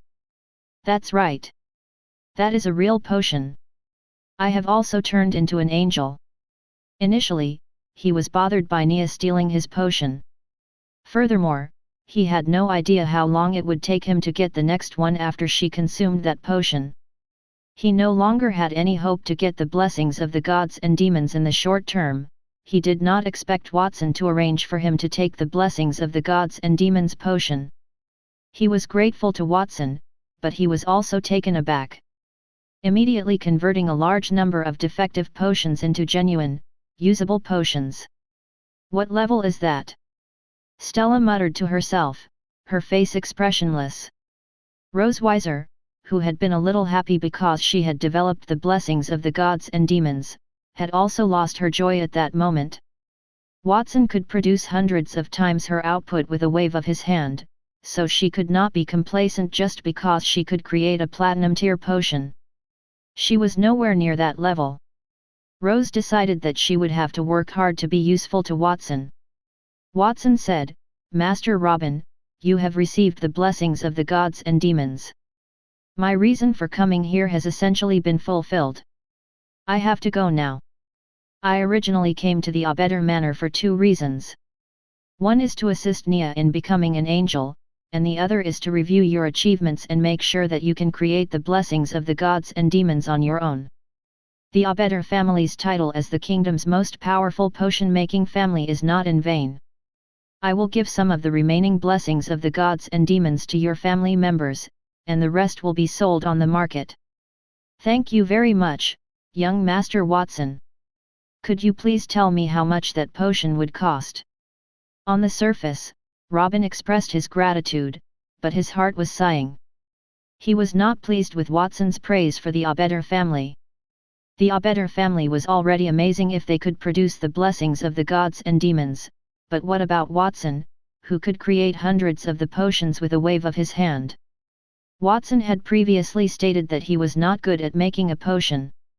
If he was not good at it, the Abdication family's various potion makers might as well kill themselves. I would sell it for 100,000 gold coins. 100,000 gold coins. Is it too much? Watson frowned in response to Robin's exclamation. No, young Master Watson, it is not too much, it is far too little. Robin shook his head and said, a potion like that can transform a person into a platinum-tier angel, as well as give them eternal life.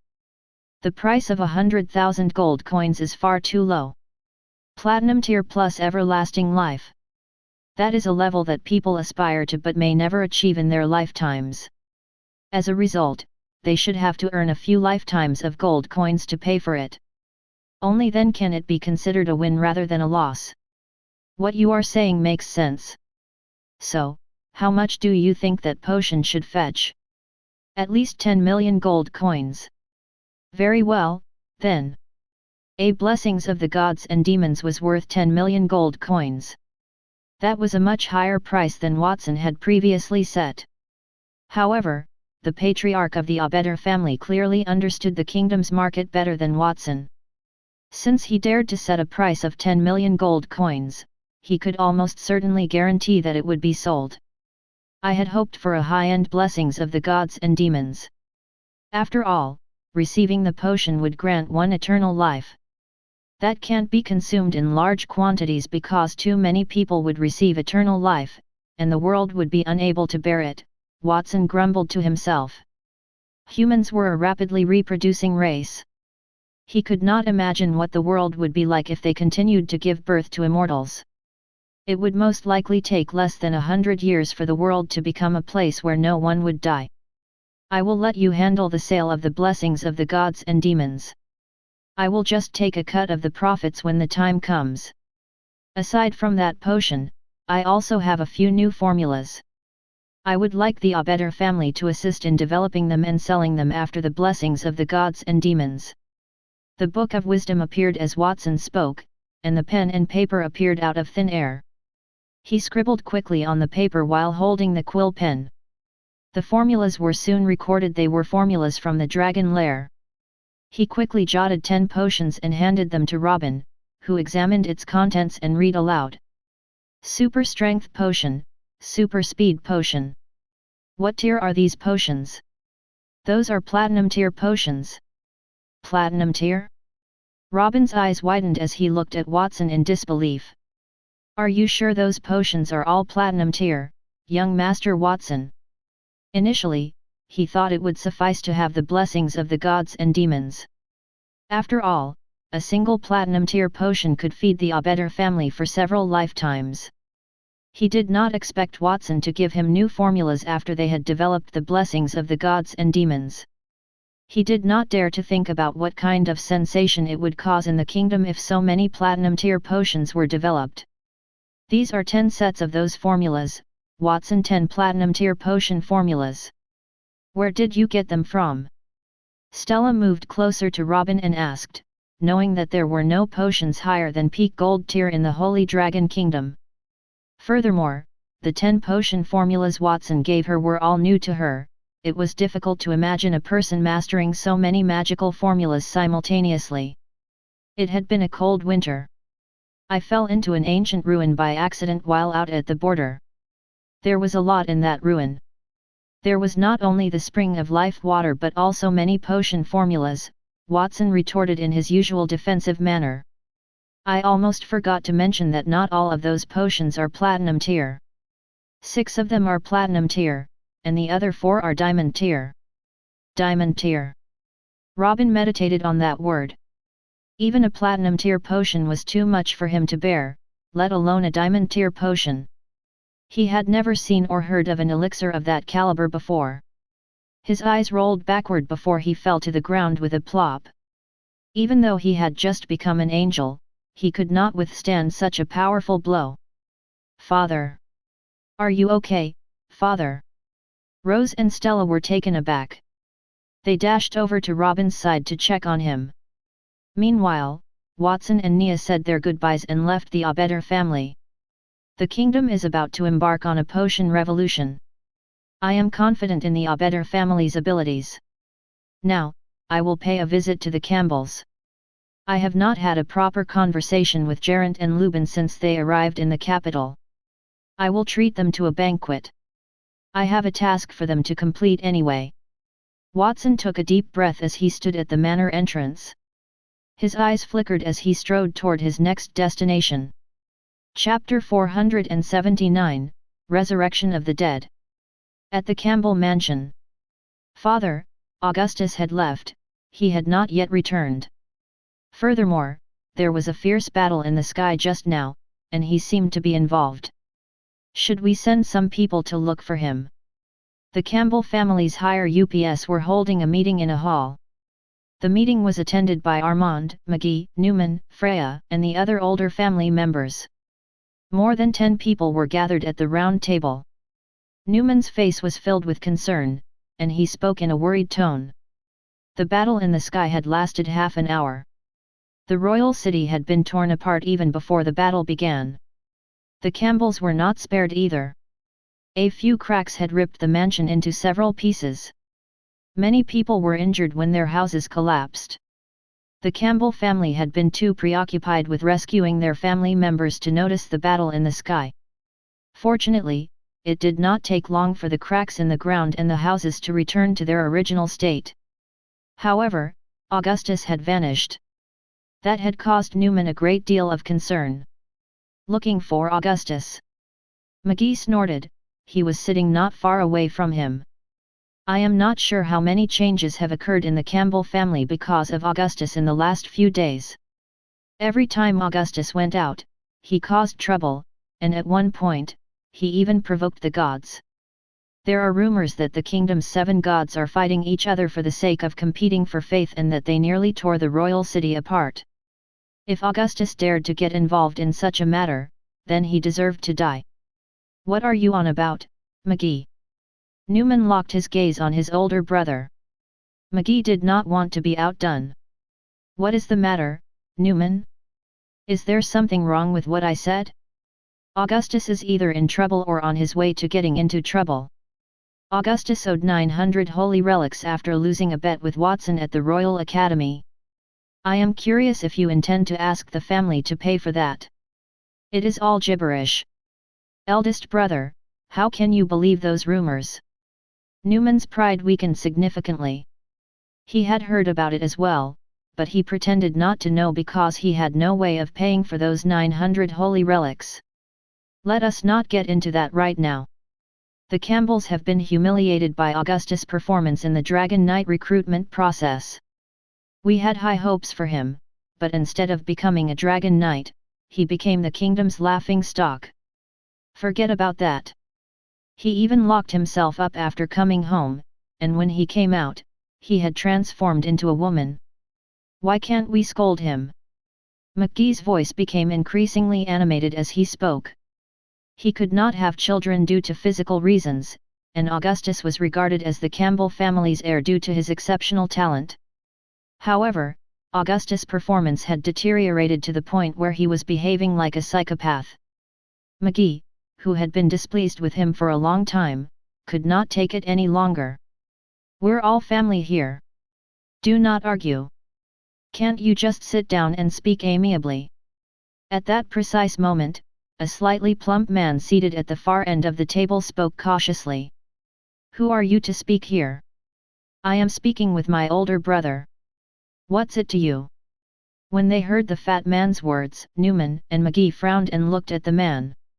They fought because they were members of the main family. They had the right to do so. They had never seen the person at the far end of the table before. What right did he have to scold them?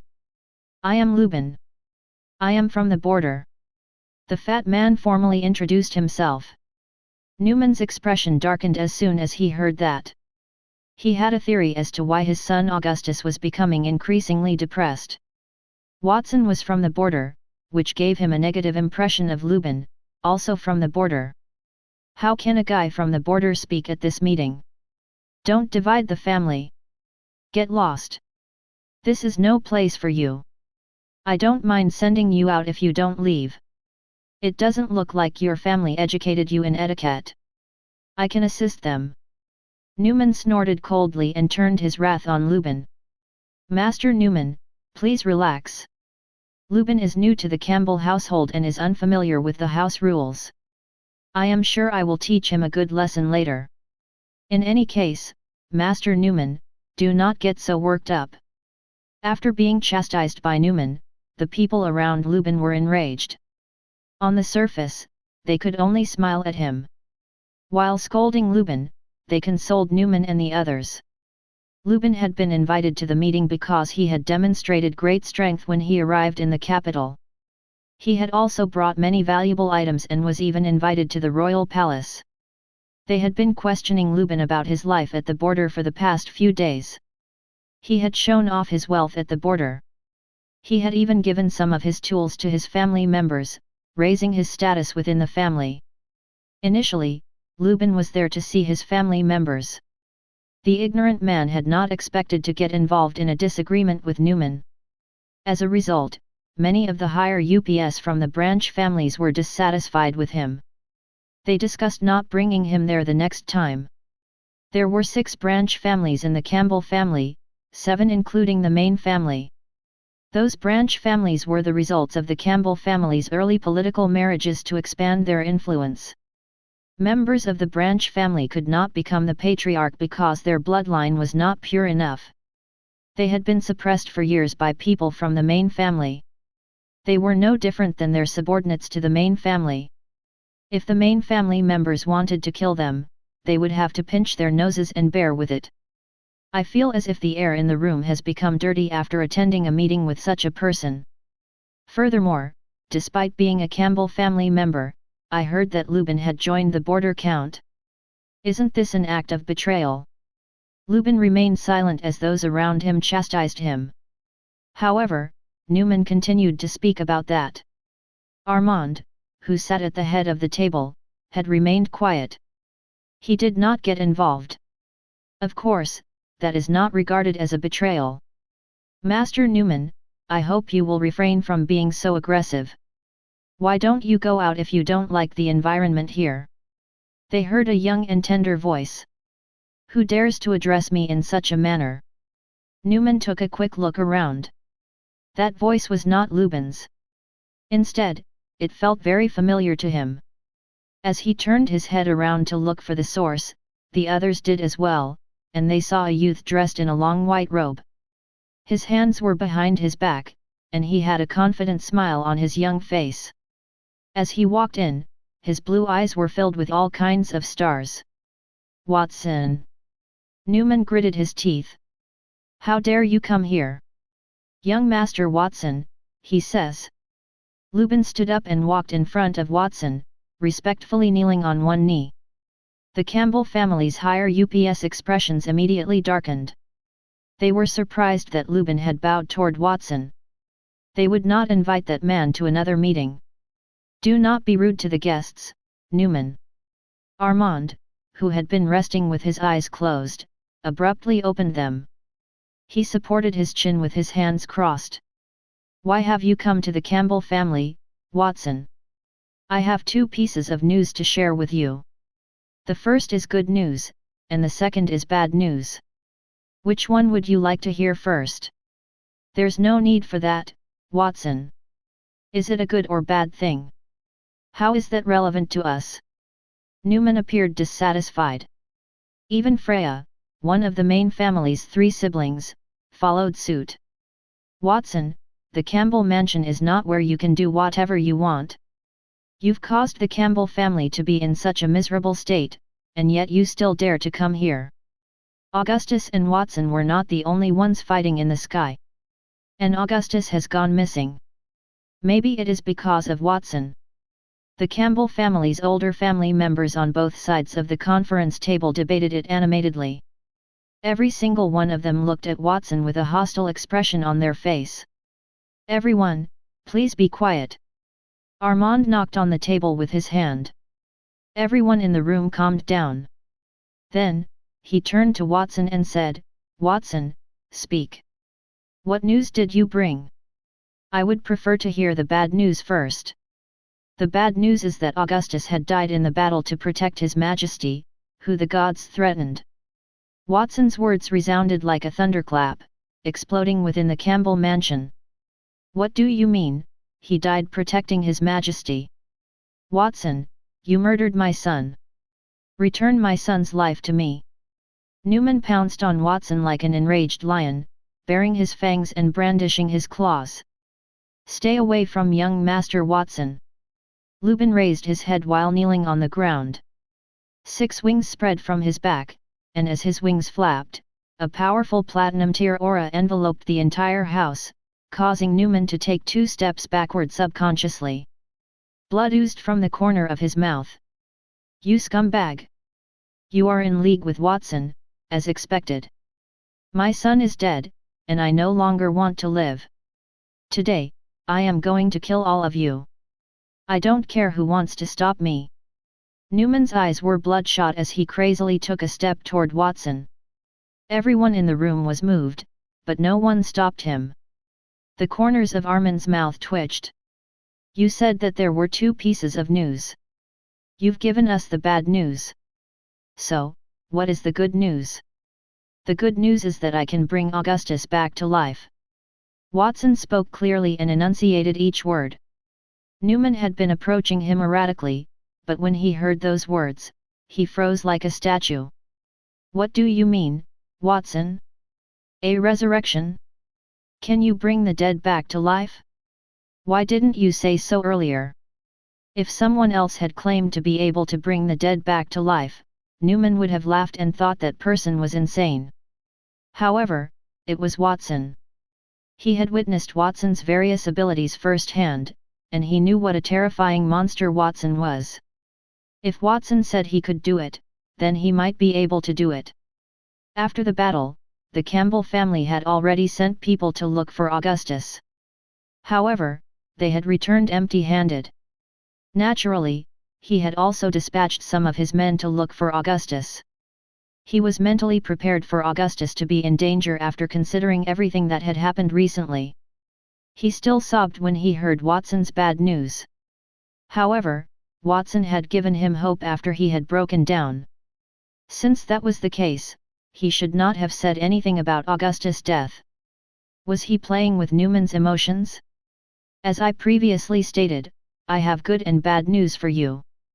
Master Armand requested the bad news first, so I delivered it.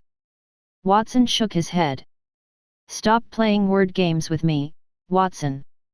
You claim to be able to resurrect Augustus.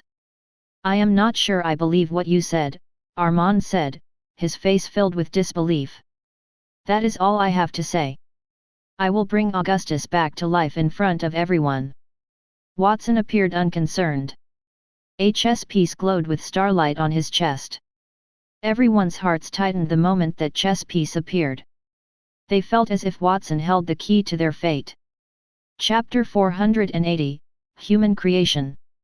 Activate the race chess piece, Human Creation. Watson reached out and grabbed the chess piece that floated out of his chest. The chess piece danced slightly in his hand, and light poured out and landed on the ground. A ball of light squirmed and transformed into a human figure. During that process, green life energy burst out of Watson's body. The life energy drew the symbol of a world tree on his back and poured into the human figure that appeared on the ground. The energy fused, first the bones, then the flesh and blood. A naked man appeared in front of everyone. He had fiery red hair, and his face was the same as Augustus. He looked proud and domineering. The color of his eyes was different. They were not dark red but emerald green, and there was confusion in them. What's going on? Why am I here? Augustus, who had been resurrected, raised his hands and looked at himself, somewhat at a loss. He remembered he had been forced to lay eggs for a day, which weakened his body. The king had sent a woman named Sidi to visit him and had even fed him some black liquid. After that, his consciousness faded. Did the king send someone to kill him? Even though Augustus could not remember anything after his body was invaded, the memory fragments that occasionally flashed through his mind reminded him of something. Augustus has been resurrected. What kind of ability is that? The people in the room were taken aback by Augustus' appearance. What surprised them the most was not the fact that Augustus had been resurrected but that his body was no longer in the transformed puppet form. Instead, he had returned to his original form. Augustus' body was full of muscles, and it was clear that he was flesh and blood. After recovering Augustus' body, Watson stopped the transfer of life energy from his body, and the human chess piece returned to his chest. As the controller of the human race chess piece, Watson could create humans. He could create different humans according to his preferences and perspectives. Strictly speaking, the Augustus he created was no longer the original Augustus. He was just another person who had the same memories, experiences, and personality as Augustus. Whether the two completely the same people could be considered as one person was a controversial topic. At least to the Campbell family, Augustus had been resurrected. Wait a minute, what if this Augustus is a fake illusion? Or if Watson simply used magic to imitate Augustus' appearance, but in essence, that person is not my child. While the others were exclaiming in shock, Newman approached Augustus and stretched his right hand outward, wanting to touch Augustus' cheek. However, he still held it in and turned his head to question Watson. Humans were like that. When they could not see hope, they would try their best to hold on to it. However, when they saw hope, they would start to question whether it was real or not. Augustus, your father thinks that you are not real. Prove it to him. Watson smiled slightly. The confusion in Augustus' eyes disappeared when he heard his words. He frowned. Watson, so it was you who saved me. Don't think that you can order me around just because you saved me. Augustus shifted his gaze to Newman. His gaze became conflicted. Father, I'm Augustus. What can I do to prove that I'm not a fake? Say a few things that only the Campbell family knows. All right. Augustus nodded and cleared his throat. In order to defeat Watson, I was modified by grandfather in time. The flesh that was cut from my body was not thrown away. Instead, grandfather sealed it in a container and placed it in the second flower bed in the courtyard. That was considered a secret. That's right. Only Augustus and I know about that. Armand nodded as well. The flesh cut from Augustus' body should have been disposed of. Armand was reluctant to bury Augustus' flesh in the second flower bed. Perhaps it was because Augustus' body contained a strong power. The flowers were in full bloom in the garden where Augustus' flesh was buried. That doesn't count. Maybe a gardener saw the flesh buried under the flowers when he was trimming them, or maybe someone secretly saw father burying the flesh there. Newman was a little moved, but he still shook his head. In that case, let's talk about you, father. You have a mistress outside, the wife of a certain count in the capital. That manor was bought in my name, so I went there once. Although you and mother appear loving, I know that you have a hobby. You like other people's wives. Augustus spoke slowly, and the atmosphere in the meeting room immediately changed after he finished speaking. Many of the higher UPS cast their gazes on Newman with strange expressions. Newman, is that true? You like other people's wives? The Count's wife? I did not expect you to have such a hobby. If this matter were to spread, it would be another major scandal in the kingdom. Don't listen to that fake in front of you. No, don't listen to Augustus' nonsense. Newman's face alternated between green and ashen. He denied it, but he called the young man Augustus. I'm aware of a portrait of Aunt Freya in Uncle's room. Once, he stripped naked in front of the portrait and did something indescribable. He gave me 1,000 gold coins and told me not to tell anyone about that, Augustus continued. Brother McGee, is there such a thing? You know, I have a husband. Freya looked at her eldest brother, shame and anger appearing on her face. Nonsense, how is such a thing possible? D****, Newman. Quickly shut your son up. McGee gritted his teeth, his expression was furious. He slapped the table and stood up. At that moment, Augustus gave a few more tidbits about the Campbell family. Just as the higher UPS of the Campbell family were feeling uneasy, Augustus suddenly changed the topic to Armand. As for grandfather, I also know one thing. Wait a moment, Augustus. Without a doubt, you are the genius of our Campbell family, Augustus. We don't need to confirm it anymore. I believe everyone has no objections, right? Without waiting for Augustus to finish speaking, Armand hurriedly interrupted him. As the head of the Campbell family, it would be too embarrassing if Augustus exposed him. At that moment, after he finished speaking, all the higher UPS of the Campbell family nodded. That must be Augustus. It's definitely him. They did not want Augustus to expose more things. He had given away too many of their secrets. The person in front of them was Augustus. Watson, you came to us and resurrected Augustus. We owe you a favor. What do you want in return? Armand tried to conceal his awkwardness. His fingers tapped on the table as he asked with a serious expression.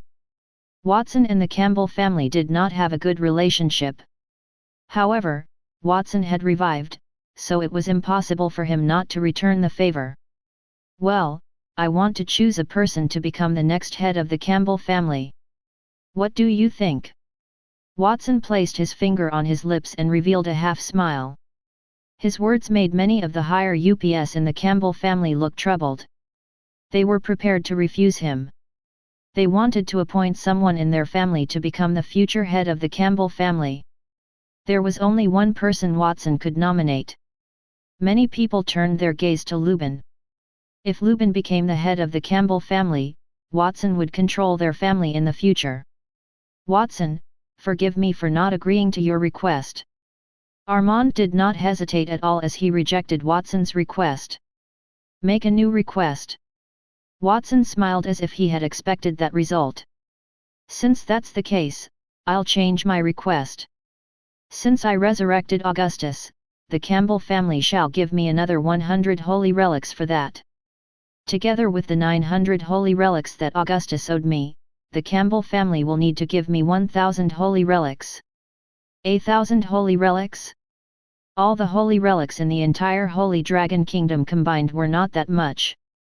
The Campbell family's higher UPS were complaining in their hearts, while Augustus frowned. Watson, do you think I'm worth 100 holy relics? Augustus, stop talking. Newman stepped forward and pulled Augustus back toward him. If Augustus continued to talk, Watson would increase the price, and the Campbell family would have to pay even more. Then let's put it this way. I'll give you 1 week to pay me that. Lubin, let's go. Anyway, they don't want you to stay in the meeting. They even said that you've polluted the air here. Let them continue their discussion. Watson turned around and walked out. Lubin followed closely behind him. Before that, he glanced at the people in the room. At that moment, no one dared to mock him. Instead, they looked cautious, and that scene made him sneer, and he left without looking back. On the one hand, he had returned to the Campbell family to show off the benefits he had obtained from Mount Creation. On the other hand, he also wanted to improve the lives of his family members. That group of people, led by Newman, actually criticized him during the meeting. So, he had nothing to say. It was much better to stay by Watson's side than to stay there. Initially, when Watson asked for 1,000 holy relics, he could still help to intercede. After that, he could not be bothered to care about it. Newman, the meeting here is not suitable for you. No need to stay. Go and wait outside. There's also the cost of Revia de Augustus. The Campbell family will not help you pay for that. Think of a way to solve that. After Watson left, Armand immediately waved at Newman as if he did not like Newman. Yes, father. Newman gritted his teeth and braced himself to agree. He brought Augustus and walked out of the room. The higher UPS looked at Newman with pity, even though they knew that Newman had caused the Campbell family to suffer the loss of 1,000 holy relics. In addition, he had an affair with the Count's wife. Armand could no longer protect him, and the prestige Newman had built up after decades of hard work in the Campbell family had collapsed in an instant. The same thing happened with another family in the royal city.